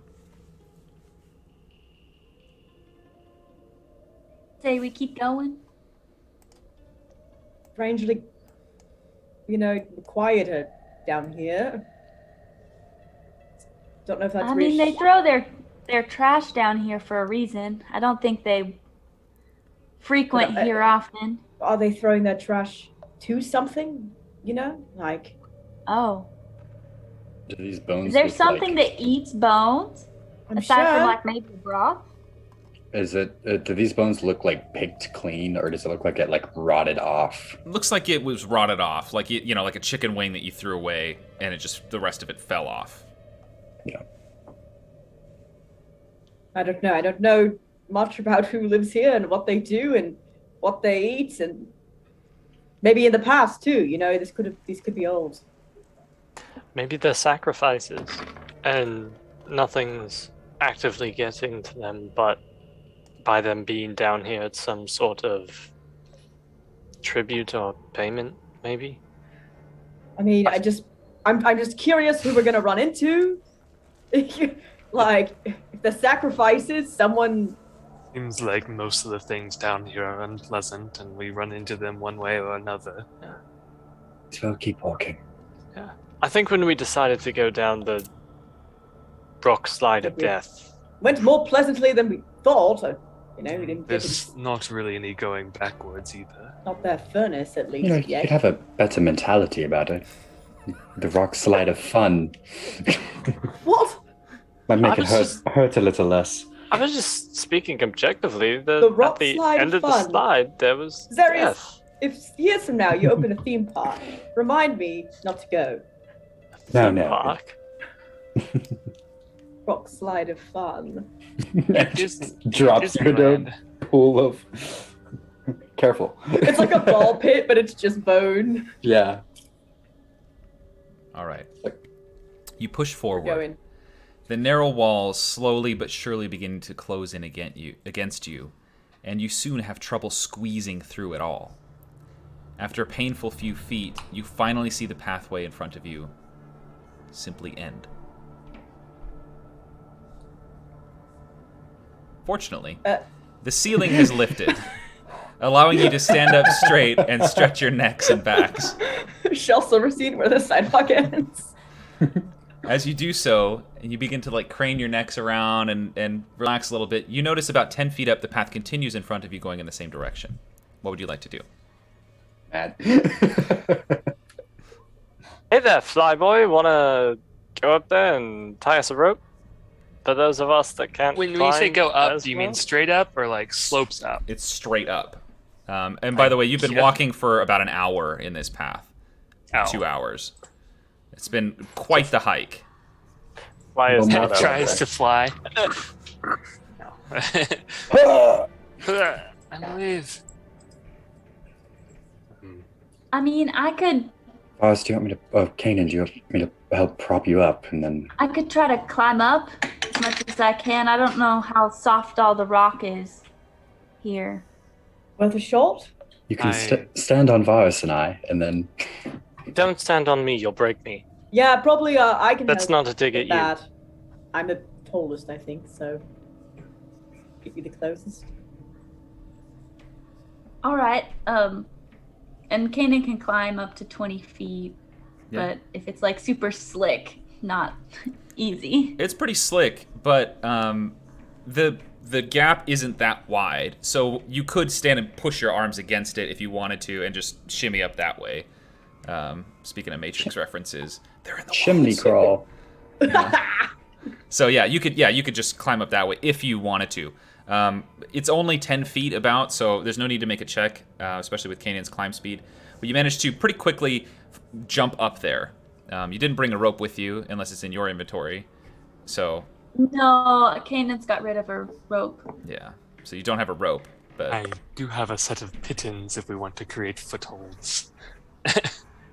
I brought them with me in my bag.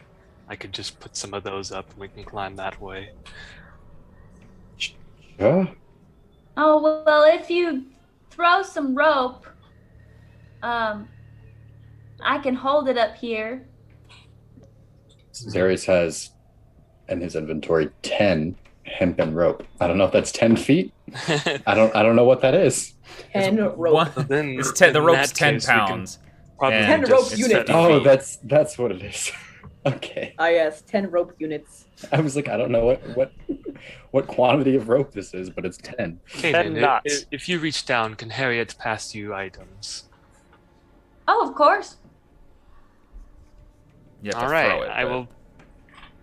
I didn't know how close they were. If they're I one's missed and hits me in the one's head. reaching down. It's close. It's like an inch and a half, 2 inches away. So Okay. you're just out of reach. Okay. Just Well, jump. I will hand Harriet a pitton, which has a loop for a rope Yep. You gotta hammer it into the Alright. stone. and a hammer. I guess the hammer that goes with it, Yeah. and then rope. Okay. Performing this maneuver takes a few minutes because Kanan has never pounded in pythons into a cliff face before because she just climbs it. But takes a little while, but you all manage to hammer those in and thread the rope through. So it's an easy thing to go up. I think it makes it so no checks needed because it's just a matter of time anyway. So, but you all managed to climb your way up into the new path. Wait, am I able to grab my rope back? Yeah, you just yank it up through the pythons and you're good to go. I don't know if it's pythons or pittons. I like python. Batons. I hope the Baton. Titan police don't come to us. They're going to. Tonk? Petones. Okay, so the new path in front of you is broad and open, and the gently curved ceiling overhead glistens with moisture. You all take a moment to breathe easier, having more space, and as you do so, you feel a gentle rumble under your feet. Nope. The rumble quickly passes. Oh, wait, I did it wrong. Hold on. It passes and it's like, I gotta try again. The rumble quickly passes, and you once more breathe deeply. Any possible danger apparently passing. I had things written for Anira here, so I'll just read it. As you breathe in, Anira, you notice something strange about the air, and then make a nature check.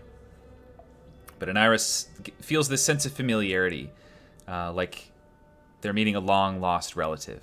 You focus on this and soon come to realize that the spores that surround you, that have surrounded you your whole life, have begun a sort of dance in the air, excitedly drifting and twirling about in response to another set of spores, the origin of which you neither see nor sense. After a few moments of this dance, you find yourself thinking a single bold word in your mind: peace. The rest of you begin to feel this sensation of peace come upon you. You're not quite sure where it came from. Not quite sure how it's affected you, but you get this sense of just, okay, I can relax here. And I can relax here. And Ira Me says, too. We could take a short rest or something. and Ira says, I don't quite know where it comes from, but I feel my spores are interacting with another set here. I don't know where it came from, but something feels familiar. In a good way or concerning way? Well, I'm still breathing, so I think we're doing okay. It's true. That is a cue of safety. A break would be nice. Take it. It's a while to recuperate. After a moment, you feel another slight tremor. Like the feeling of a heavy glass being placed on a table echoes through the ground, and Ira again feels the foreign spores around you cease their activity as if in anticipation of something. Before you can react, about 15 feet in front of the group, a chomping, snapping, churning, and toothy mouth bursts out of the ground, devouring rock and dirt, quickly followed by scaly skin and powerful arms, covered in bony, stone-like protrusions. The mouth emerges nearly silently from the cave floor and could easily fit any one of your torsos within its maw.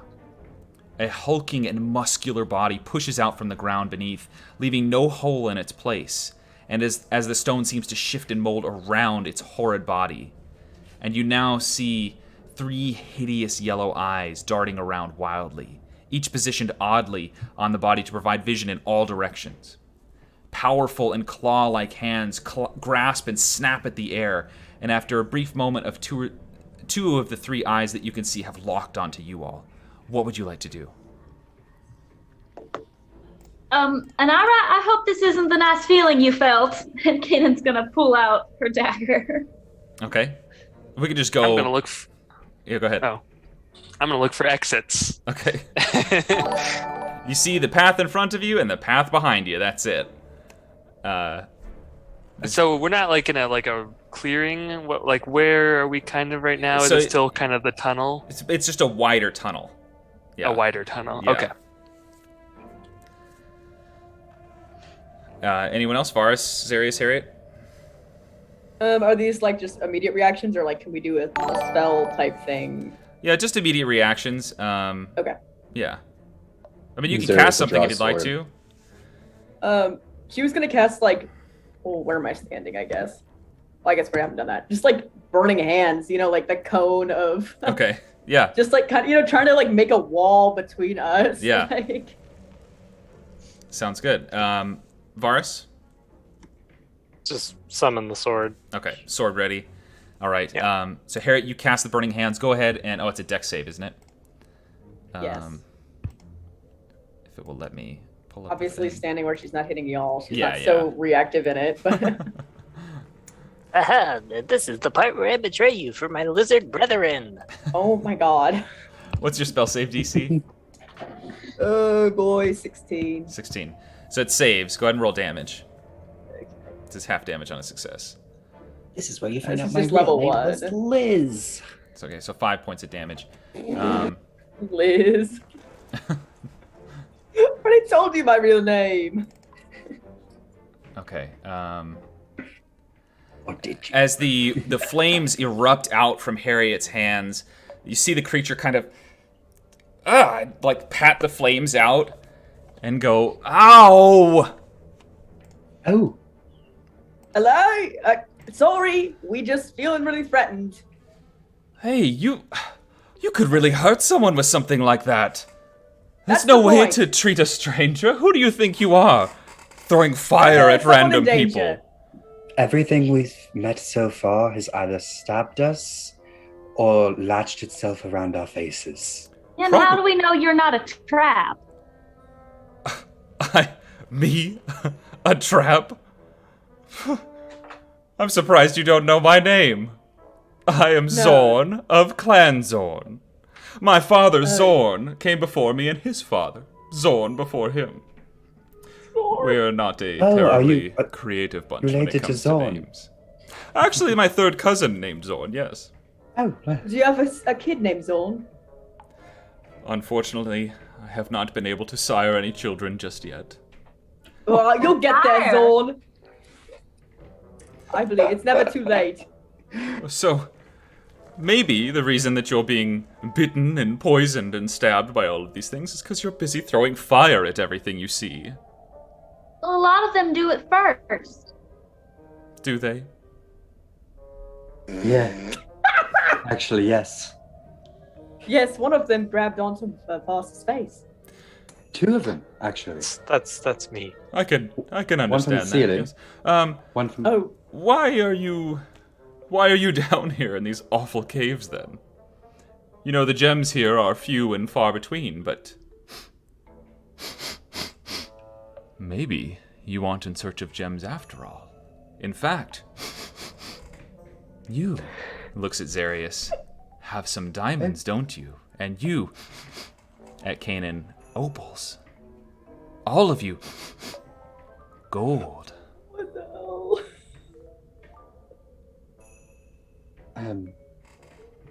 It's a powerful nose you've got there, Zorn. I say, I came off a little bit harshly before, didn't I? Let's start again. My name is Zorn, and I would just I love love a bite of those diamonds in your pocket. Well, what could you help us with, Zorn? Oh, I have lots to offer. I am Zorn, after all. I could tell you tales of Zorn. faraway lands where rubies and emeralds are as common as iron.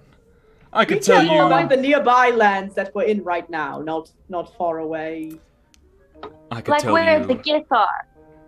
I could tell you how to avoid the rivers of lava that flow below. I could tell you of the things I've seen here in these caves, all the way from the lowest depths to the highest peaks. Whatever your heart desires, I can provide, if only for a nibble on those diamonds.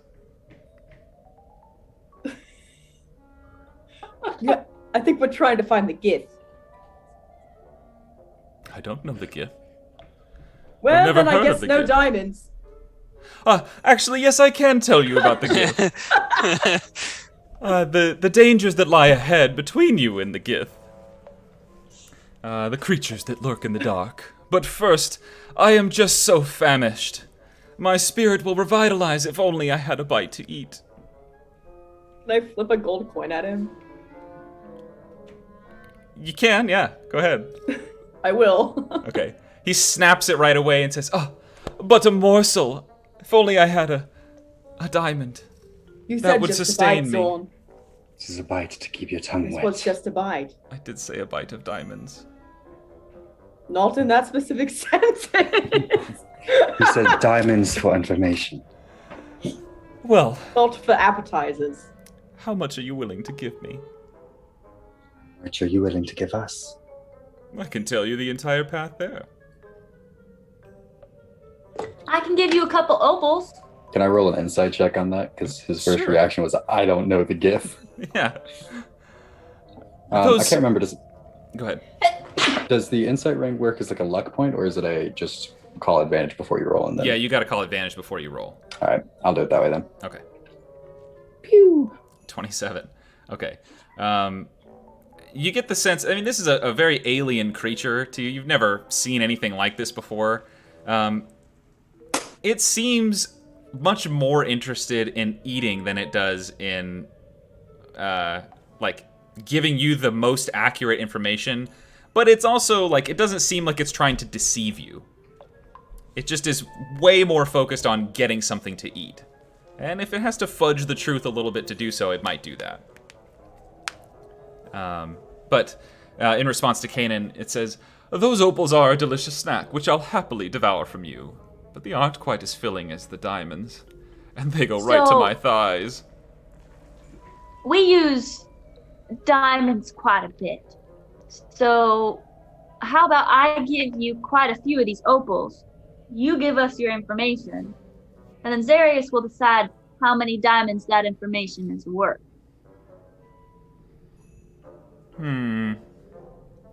This is an interesting prospect. But I just don't think that I can leave without... or that I can share this information without knowing for certain that I'll get 300 gold worth of diamonds.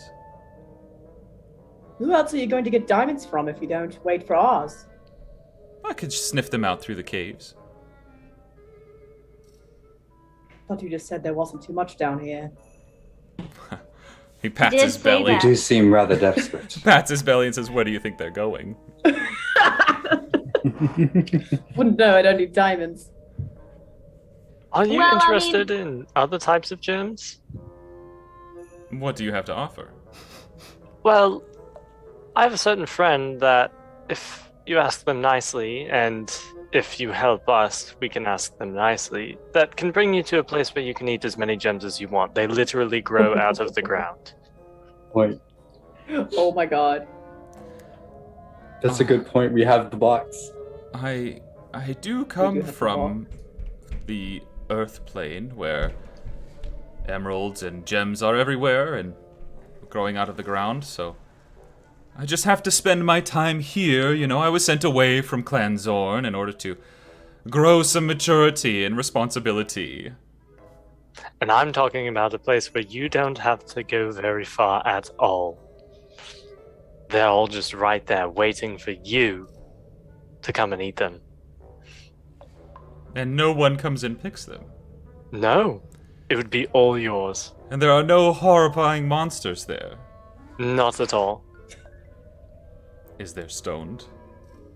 Stone to merge through, to live in? There's dirt. I don't quite like dirt as much as I like stone. We'll consider it. In the meantime, I think I need a guarantee on those diamonds. What do you say? 300 gold worth after I share my information.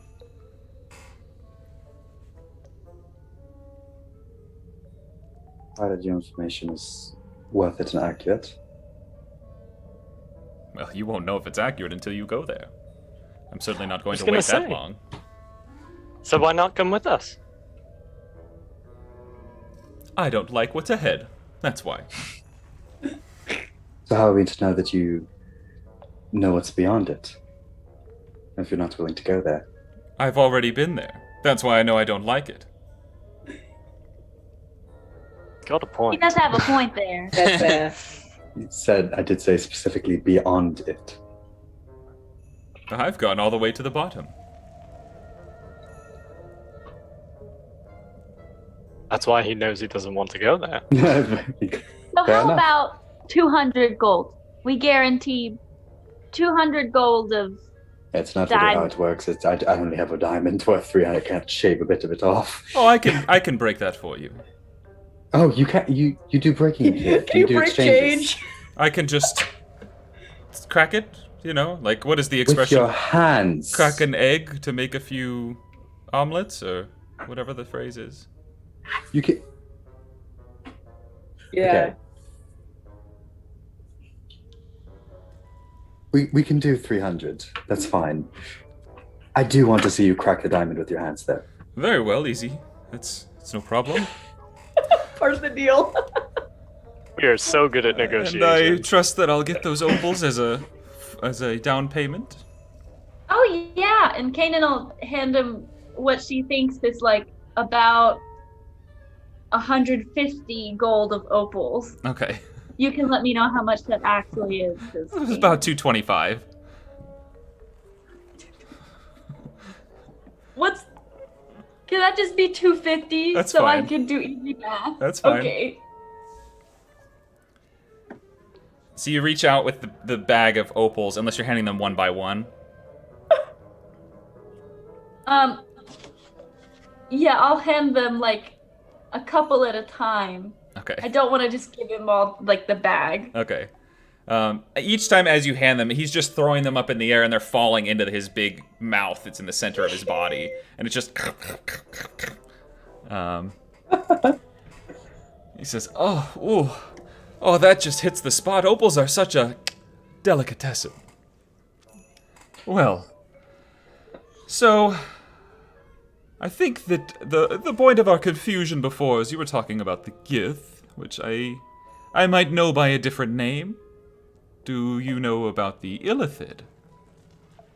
Yes, What is I that? think. Yes, the evil mind melters and their super-brained quarry. The Gith must be who you're talking about. Quite the frightful sight for you bipeds. Or most quadrupeds. Or really anyone who decides to keep their brain near the outside of their body. It was always an odd choice to me. Why do you insist on putting the most important part of you at the end of this flimsy neck, surrounded by just a thin bit of bone? Why not move it inside your chest like a normal person would? It's such a strange choice. Is it about looks? Is it tradition? If it were me, I'd simply change things. It really is an easy decision. Okay, information. Oh, right. Sorry. The Illithid. You are on the right path now. But beware, for your journey will be fraught with danger. Enemies lurk around every corner, and there's nary an emerald in sight between here and there. Your rests will be restless and your dreams dreamless. But continue past our friends, who you'll see ahead. Well, I better tell you about them first, shan't I?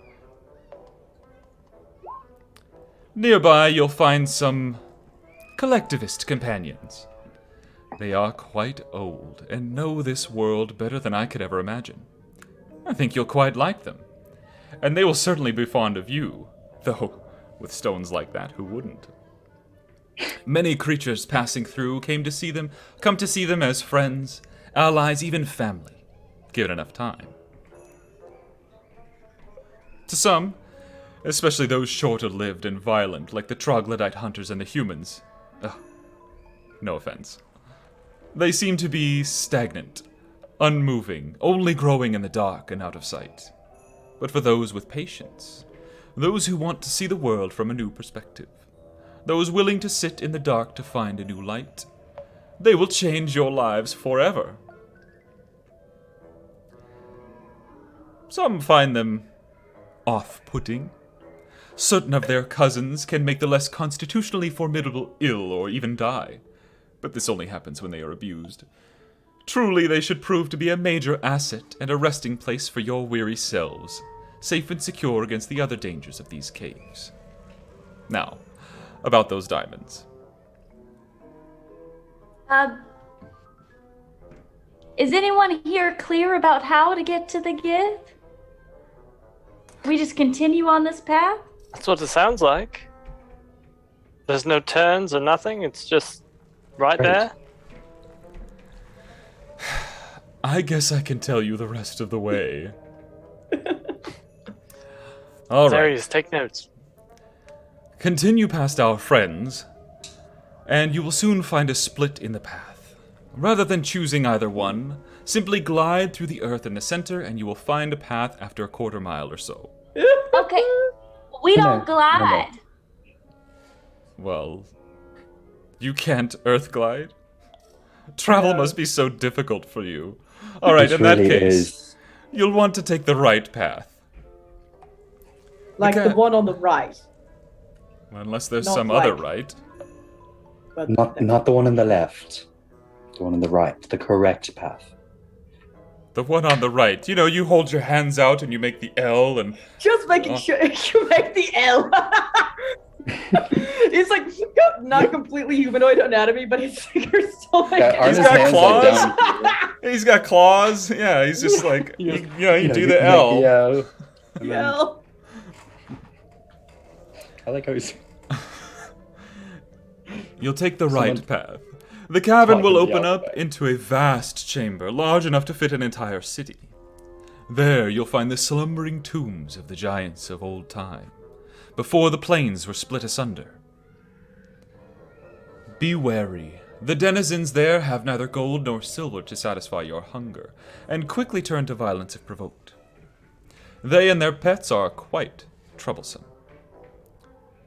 Beyond the tombs, you'll follow the large path, downward once more. This time, since you can't glide, you'll want to stick to the cliff face on the narrow path on the right. Take care. The drop would be quite fatal, even for Zorn, and the lava below quite unforgiving. There, you'll find the Catacombs, tombs of those that came after and worshipped the giants. Their guardians are stalwart and vigilant. Beyond the catacombs, you'll cross the lava fields. Quite dangerous, very hot. At the end of the fields, through a small entrance in the cave face, you'll pass through your final tunnel, emerging to see the stone guardians with those delicious ruby eyes.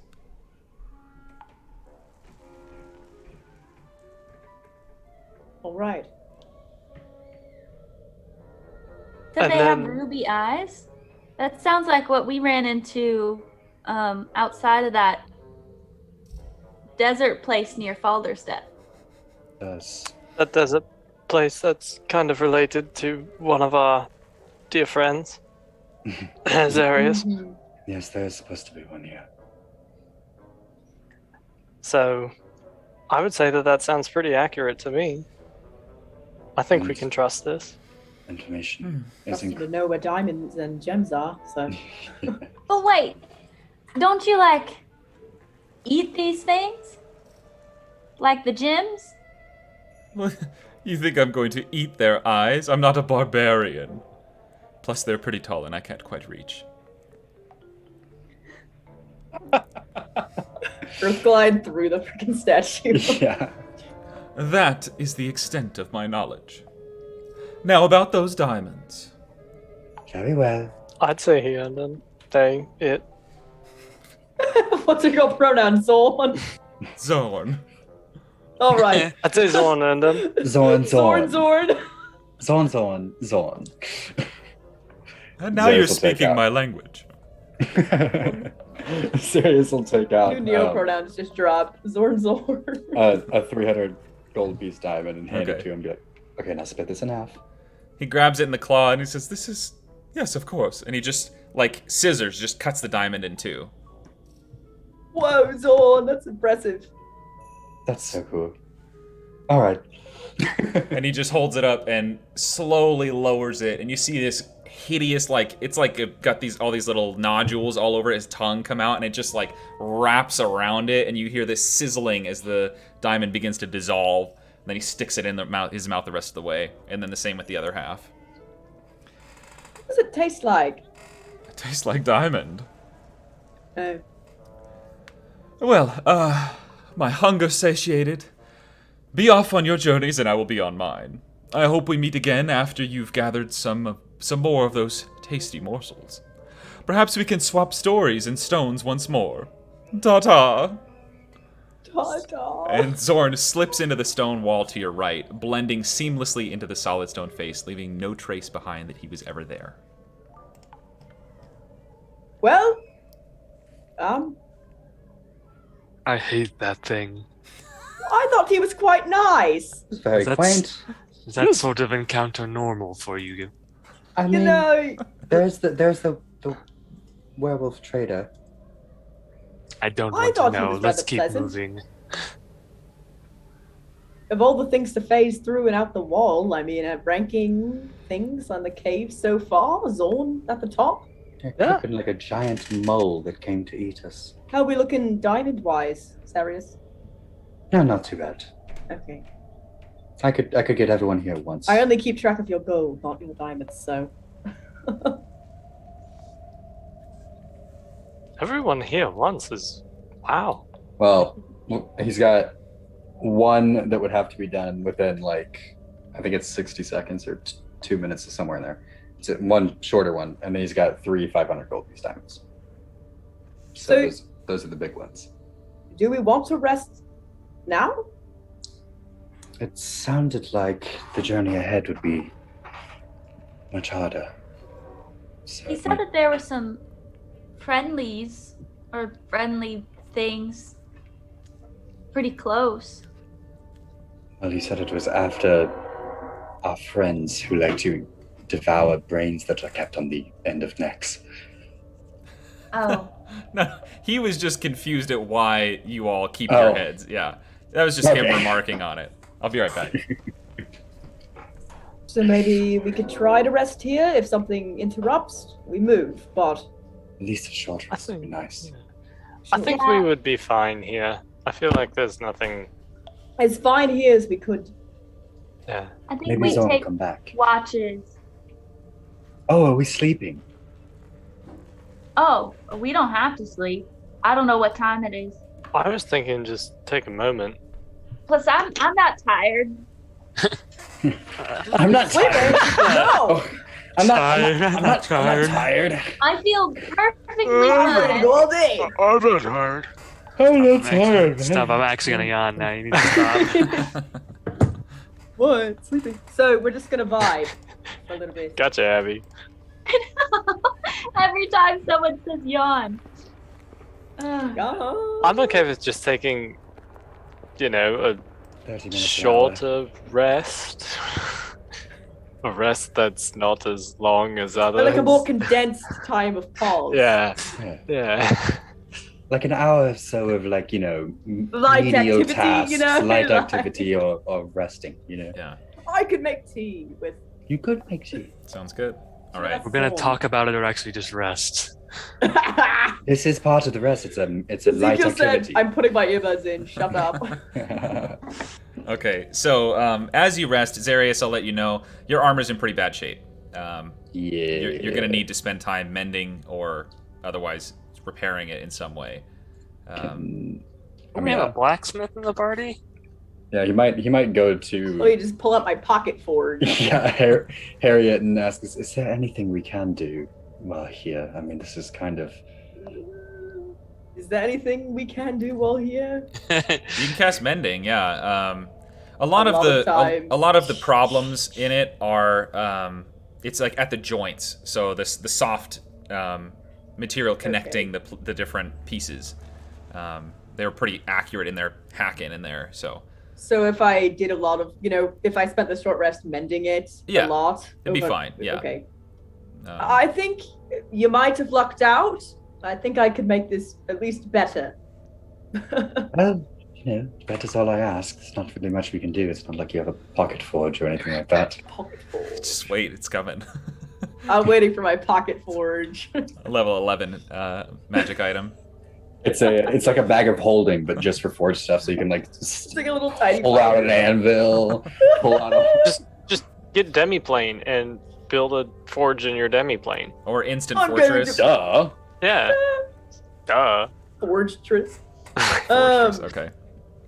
Yeah.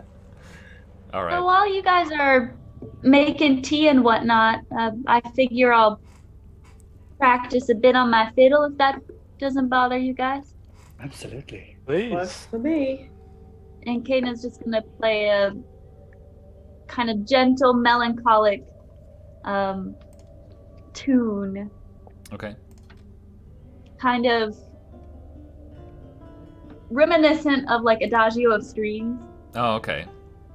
but not that beautiful. Okay. Sounds good. All right, so Kanan's playing some music. Now, do you get that benefit with your bard stuff yet, or no? No, it doesn't. No. Okay. Yeah. Sorry, Ezekiel. I saw you talking, but I think you were muted. That's fine. I was just questioning Song of Rest as well, if that was actually Song of Rest or not. And it's not. No. Okay. Not yet. The vibes. Just preparing to do that in future. Oh, I need to roll some. I All right. like it for the lore. Yeah, that's what really counts.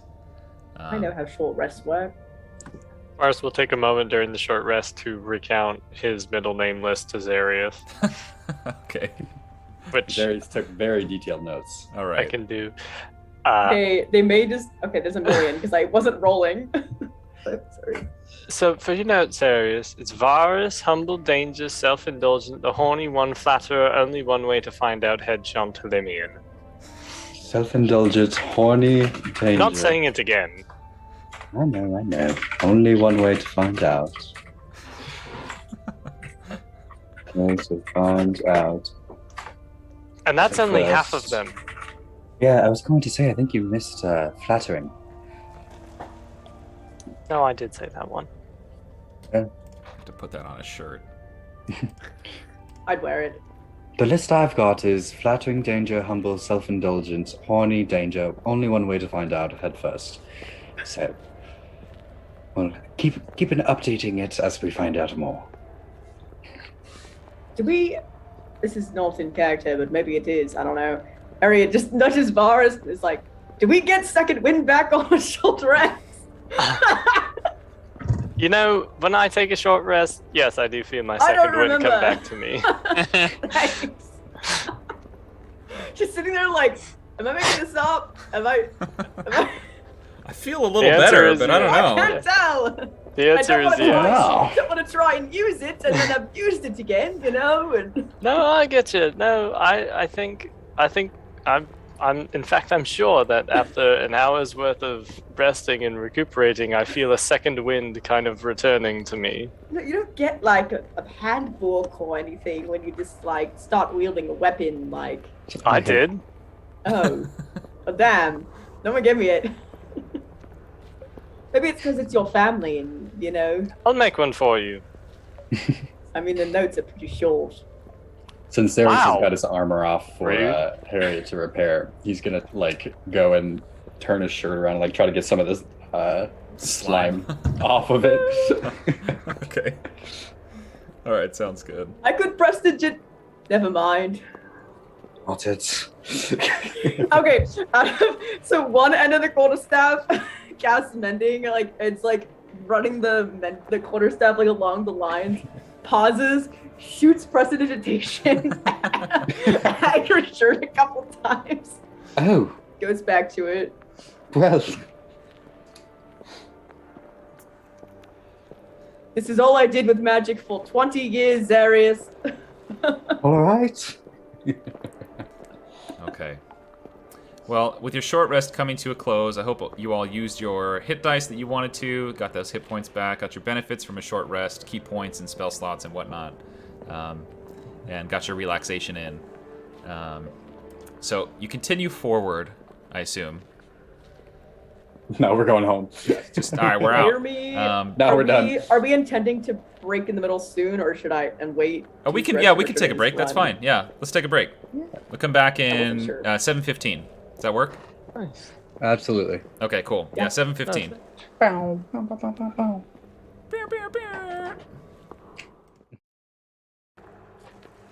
And hello, we're back. Howdy! We're 1 What's minute up? late. I'm sorry. I failed all of you and our viewers. I'm so sorry.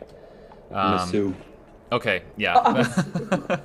All right, so you just finished a short rest after meeting with the Zorn, named Zorn, from Clan Zorn, from the House of Zorn, whose father and grandfather were named Zorn. I hope he. Second born of The Zorn. second born of Zorn, yeah. May he sire a child soon. Yep. Okay. 867th of his name. Yeah. So you continue forward, refreshed from your brief rest, and a conversation with the strange entity known as Zorn, and walk for hour after hour, following the tunnels as they lead you onward and downward, further and further into the depths of the cave. As you travel, you take note of the empty veins of what was once likely full of gold, or silver, or some other precious metal, and see in their place the warm humidity that you've begun to feel, condensing and dripping into tiny puddles, surrounded by the smallest mushrooms sprouting up from imperfections in the stone.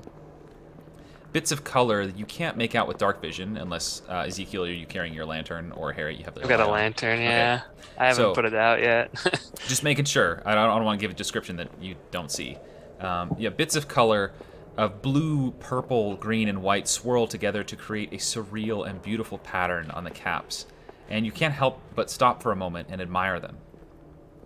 Inira, I have more stuff written for Inira. You again feel your constant companions, the spores that have surrounded you from childhood, excitedly dancing in the air about you.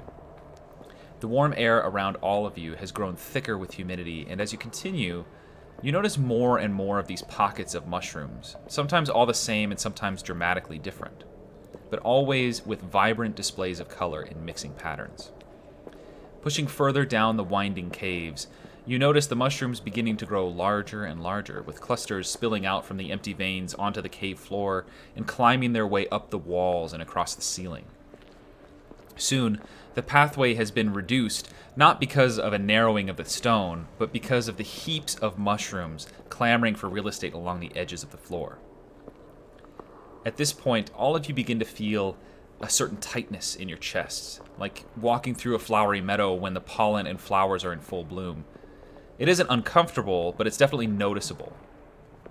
After a few moments of this tight feeling, you see the first glimpses of tiny motes of light drifting about in the air in front of you. Infinitely tiny and cast about by the various gentle gusts of air natural to this cave, as well as your own breath and movements. You see specks of light glowing bright blue, green, purple, and a host of other colors you never expected to see, especially in a cave like this. As the motes drift and dance about you, bouncing off of your clothing and faces, you notice some move with purpose, like they somehow noticed that you were there, and return back to the mushrooms covering the walls, ceiling, and floor.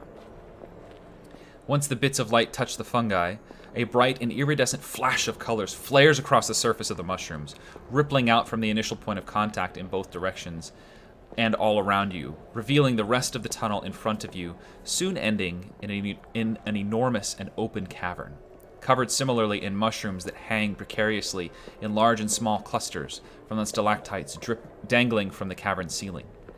In a moment, the whole chamber glows a multicolored light, starting from you all and whirling outward and out of sight. Around you, the mushrooms on the floor seem to wriggle and slowly shake back and forth before beginning to glow a dim and pale blue, pulsing forward toward the end of the tunnel as if to guide you. Ahead, you see the clusters of plants grow up to nearly 10 feet tall, with stalks as big around as many tree trunks. What would you like to do? Well, this is a change of scenery. This is crazy. All of this is able to live down here. Much nicer than the bone pit. I'm kind of That's a low bar. speechless. It's beautiful. Do we see any, like, creatures walking around through it? Make a perception check. Okay.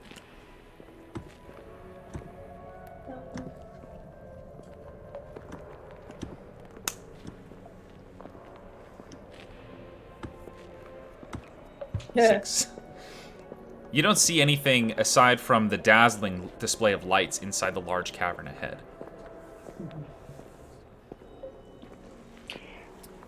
Well, I guess we follow it. It's what we expected, right? A large cavern? Yeah. I think so. Okay. Onward? Yes. Zarius would be keeping an eye out because he feels like everything so far has been a trap. So he's Sure. waiting for something to jump out. It's But a okay. trap. So yeah, we'll just say that you're on guard. If you'd like to make a perception Yeah. check, you can. But no, unless we'll just stick with that.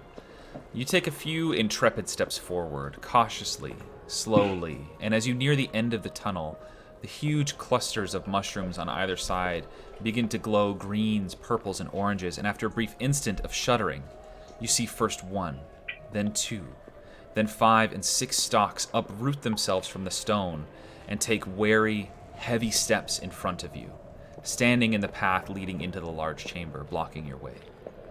3 figures now stand before you, their heads and bodies covered in small pinhead caps jutting out at odd angles, the legs and arms thick and smooth in pastel colors.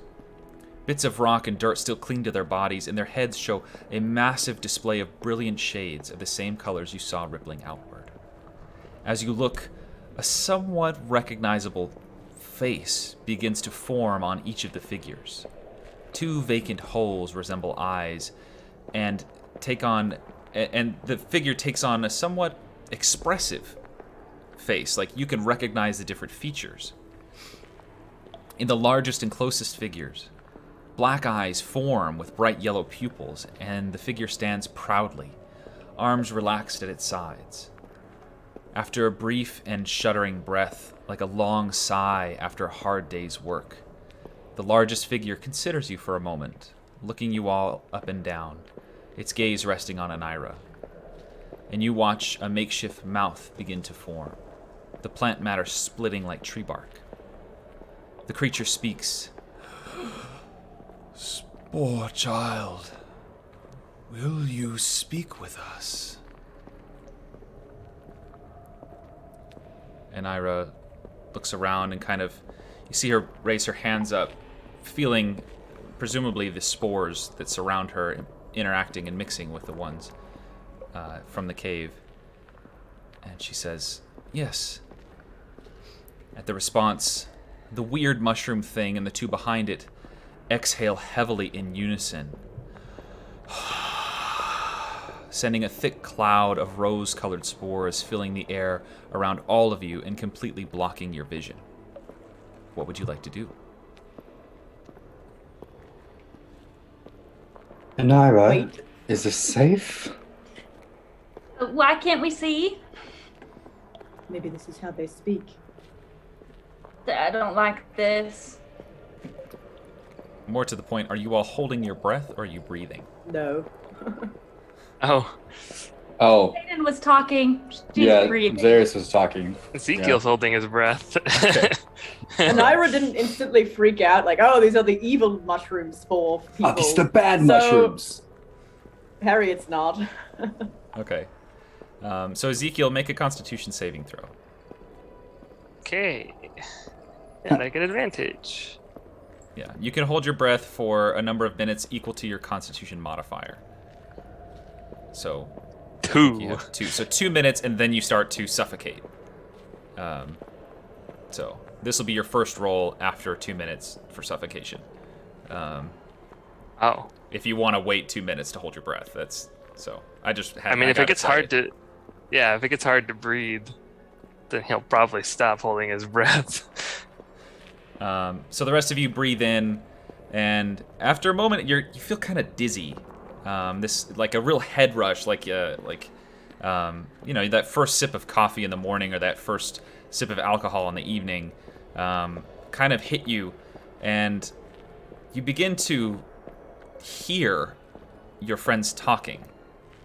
You begin to hear every random thought that pops into their heads, every piece of what is most internal to them that they think no one can hear begins to echo around in all of your minds, and for a second it feels overwhelming.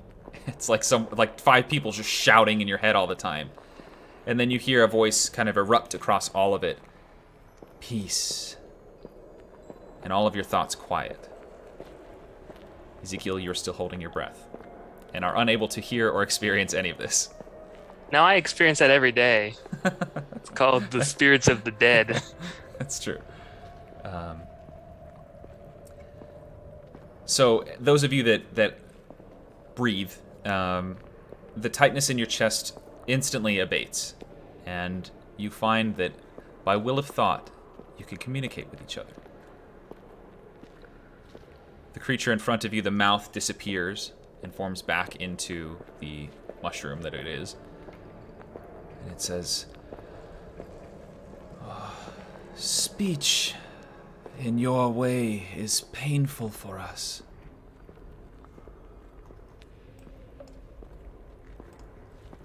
Is this your way of speech, then? This is...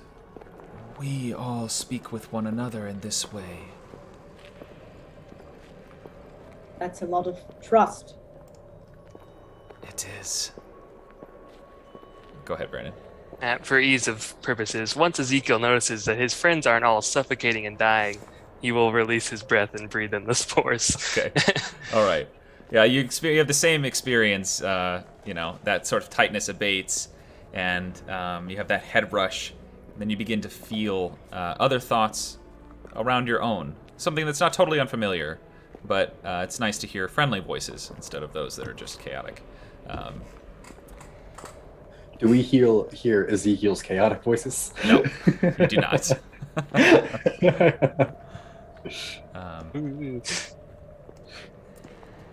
And after a moment of this speech, this telepathic communication, the creature in front of you says, "We can offer you rest. If that is what you seek, you are far from the surface."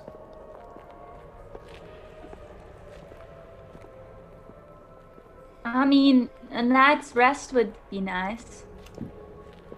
It's not even his night. down here? It is always night for us. But we exist here and there and far across the land. Our cousins reach all the way to the surface in many different lands. Please, enter in. And the creature gestures behind and steps to the side, and the other two kind of part to the sides. And you see the entire inside of the cavern is that same mushroom. So these mushrooms growing everywhere, all these clusters, and the lights begin to ripple out and glow across these motes of different color as the spores drifting and dancing through the air. The various colors sort of ripple and spark almost off of each other as they transmit across the different clusters of mushrooms, reflecting, against the stonework and the stalactites overhead and the drips of water that fall, all reflecting the same iridescent light. It's a breathtakingly beautiful sight. At the creature's gesture, you see a number of other mushroom figures uproot themselves and move across, very slowly across the ground, and they begin to form these large circles where they plant themselves back in and begin to touch and sway in unison in each individual different circle. You also see some very, very large creatures rise up, mushrooms growing out of every part of their bodies, and begin to walk across, moving large boulders in the very back of the cave. You see a few of them heading towards you from creatures that you don't recognize. Not because they're so covered in mushrooms, but just they look weird and different. You see a whole bunch of different types of creatures. You even see some that look like the troglodytes that attacked you.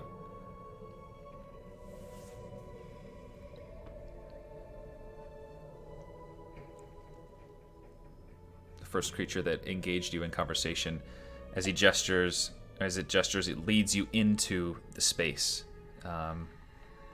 walking along a path that clears out as it takes steps.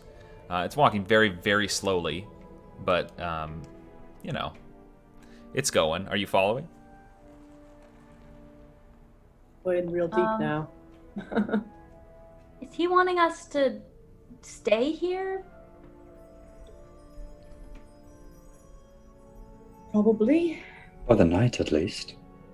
Or a I'd rest. imagine they'd offer a rest and then say, well, okay, great, go take it in the hallway.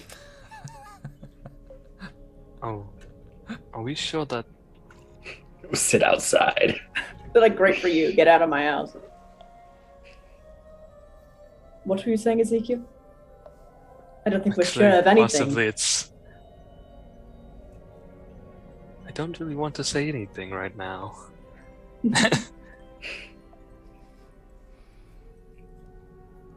I don't think we have a privilege of any certainty down here. Except that it's different. I'm actually Okay, not going to be say safe. anything because they're telekinetic creatures, so Ezekiel doesn't want to say anything. If I you're can thinking hear you they're think hearing that. it. Yeah, they're probably hearing it.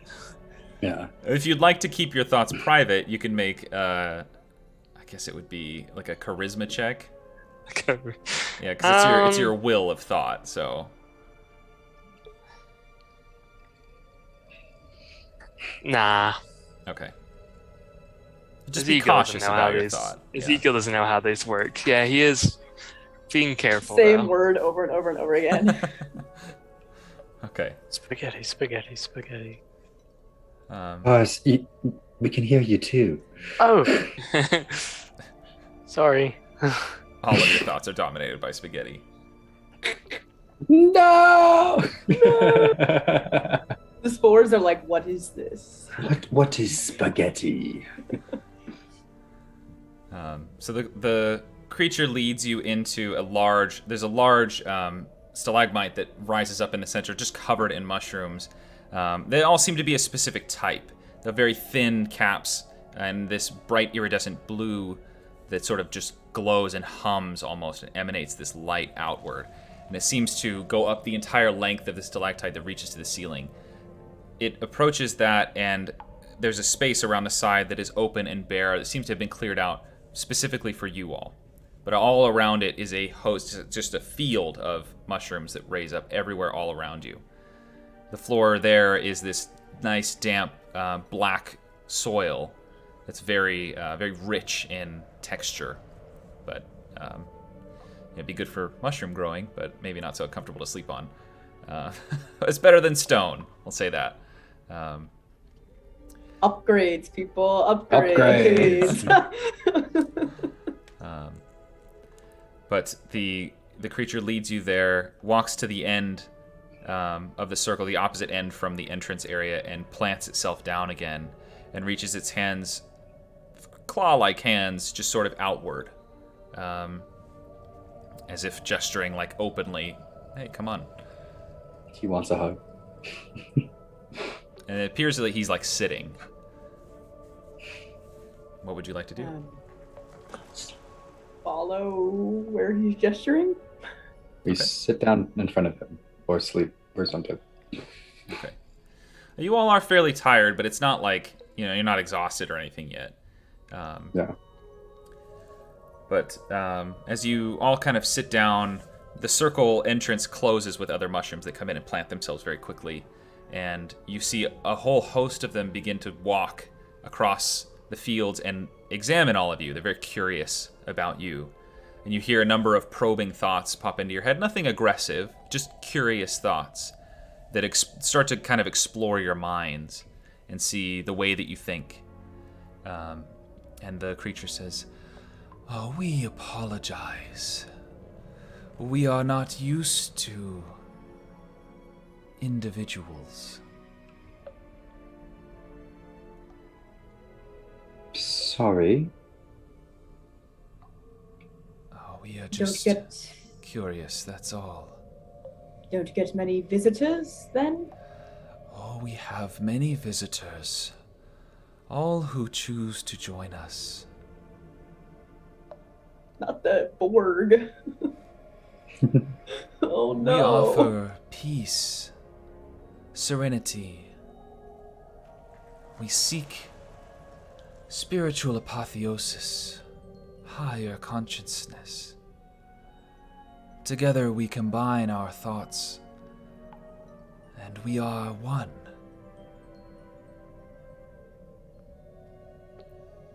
I think it's a no thanks for me. We do not want you to join unless you are interested in joining. One mind that rings a dissonant note will destroy our pursuit of the circle. Circle? The circle is what we pursue. Got that. It is our way of enjoining with transcendence. I'm sure. How long have you been pursuing the circle? You in a collective sense? Since before the giants. That's a long time. Have you found it? Or achieved it? It is not a destination that we can reach, but a pursuit that we engage in. The real circle is the friends you make along the way. Who is we? Who are you?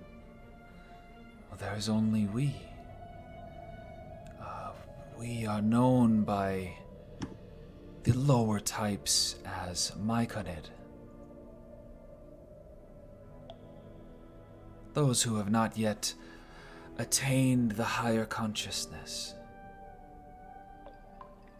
Crudely, you might call us mushrooms.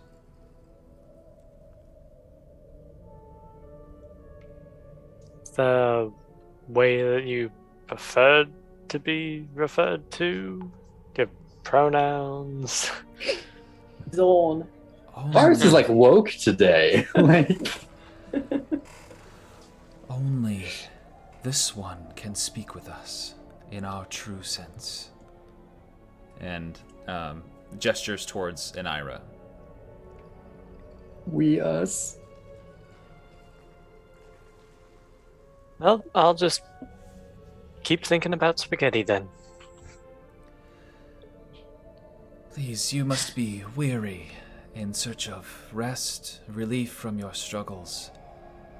We can provide you enlightenment, entertainment. Would you like to join us? For now.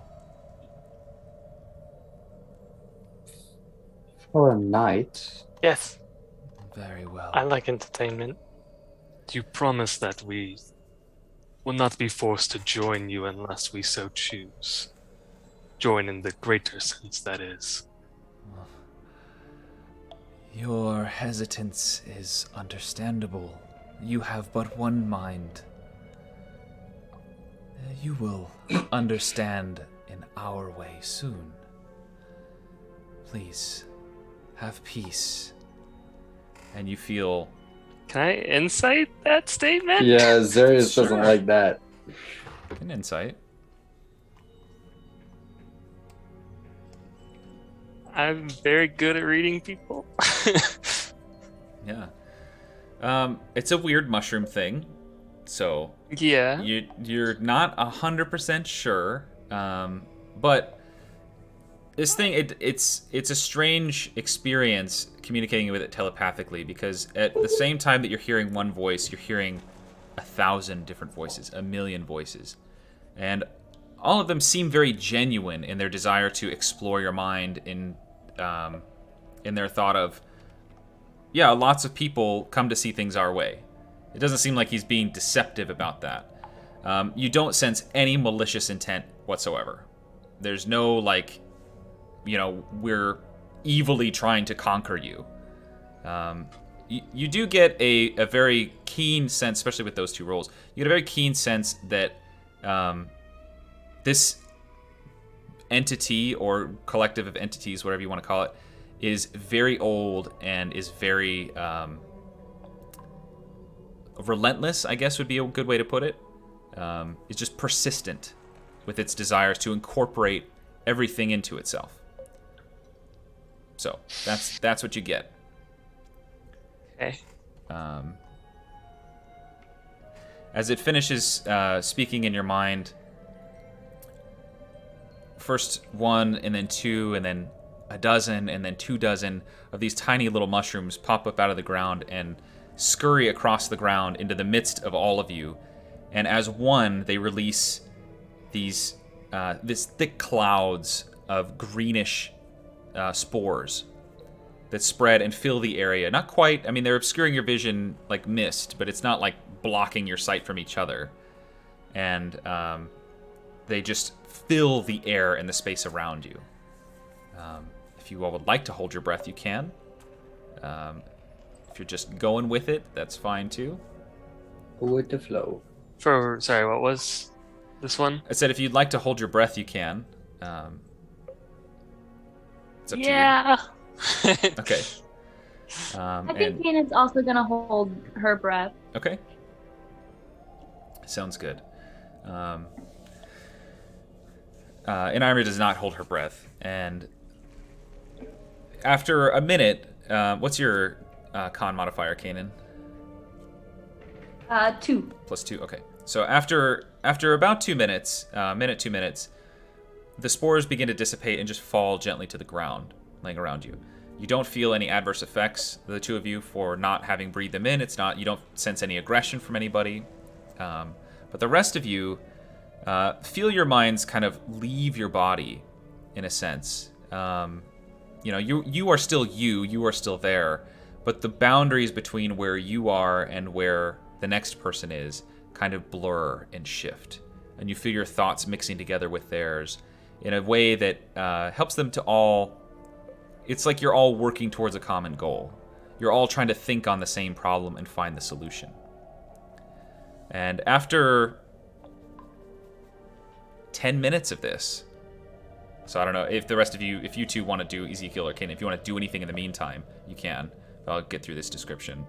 After about 10 minutes of this, you three find yourselves, I guess with in Ira it would be 4, find yourselves unable to identify your original thoughts. What is yours and what is theirs, and what is Sirius's and what is Harriet's and what is Varus's.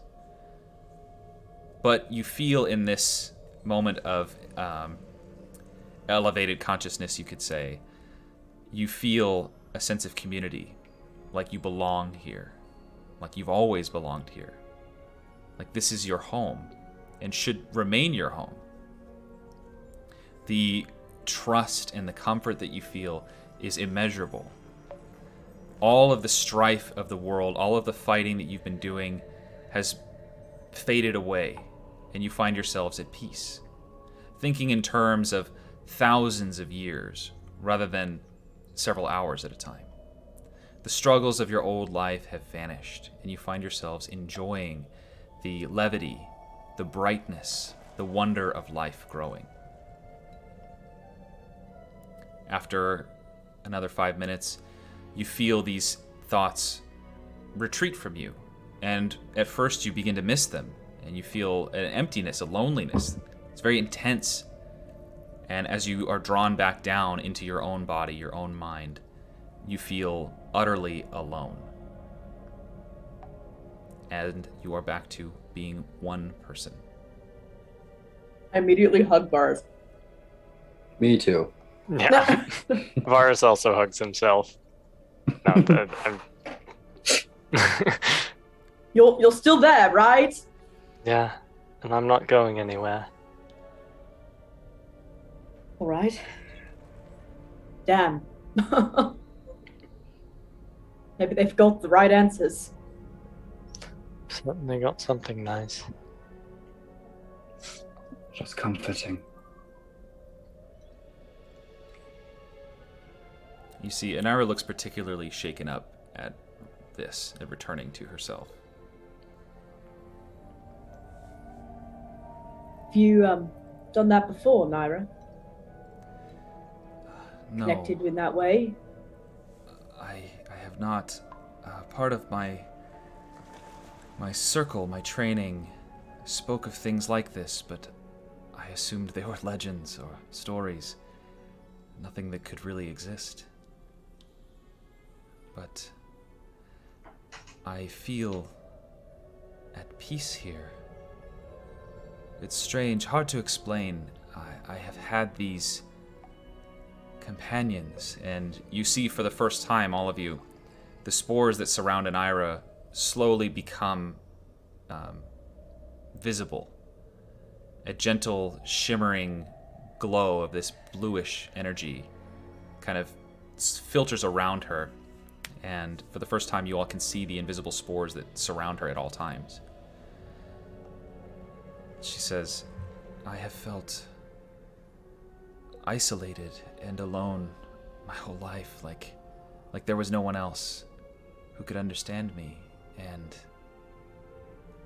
here, not only do I feel connected, but I feel unashamed. I feel proud and happy to be me.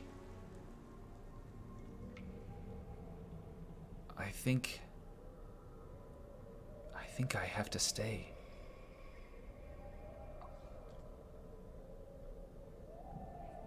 Are you sure, Naira? I mean, we could always find the, those druid people out at that forest. Yes, I think we could. And perhaps I will. Perhaps this isn't my final location, but to be so seen in such a clear way, it's not something I can walk away from. At least not right now.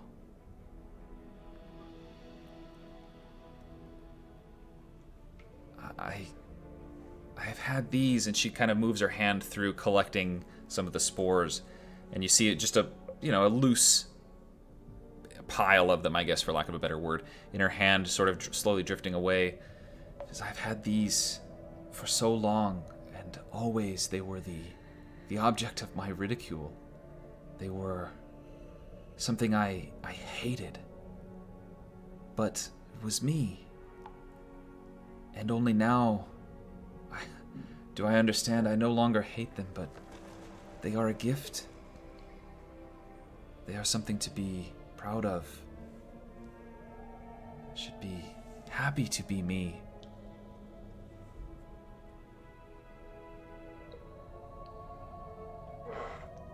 Well, if it's what you want. Well, sorry we couldn't give you that same sense of community here. But I'm glad you found it. And you can still call us, you know? Yes. I have loved our time together, and the journeys that we took. You all helped me to learn these lessons, helped me to find this place. You've helped me to grow and to change, and I am forever grateful.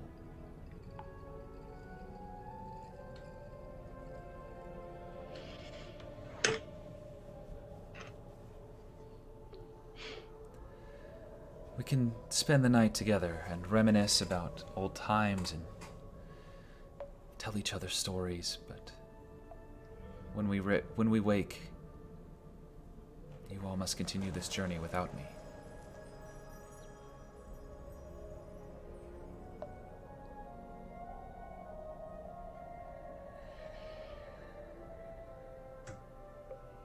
Okay, just don't let someone become you and then try to kill Zarius or something. Oh, we've all been there. Wish we hadn't, but we have. Actually, I think Ezekiel hasn't just yet. That's true. Hopefully never. What? I was looking at the mushrooms. What? Oh, you haven't tried to kill me yet. The silence is loud. You're the last one. What kind of group are you? Specifically, someone hasn't become you to try to kill Zarius. Oh. Never mind. I'm gonna pretend like I didn't hear that.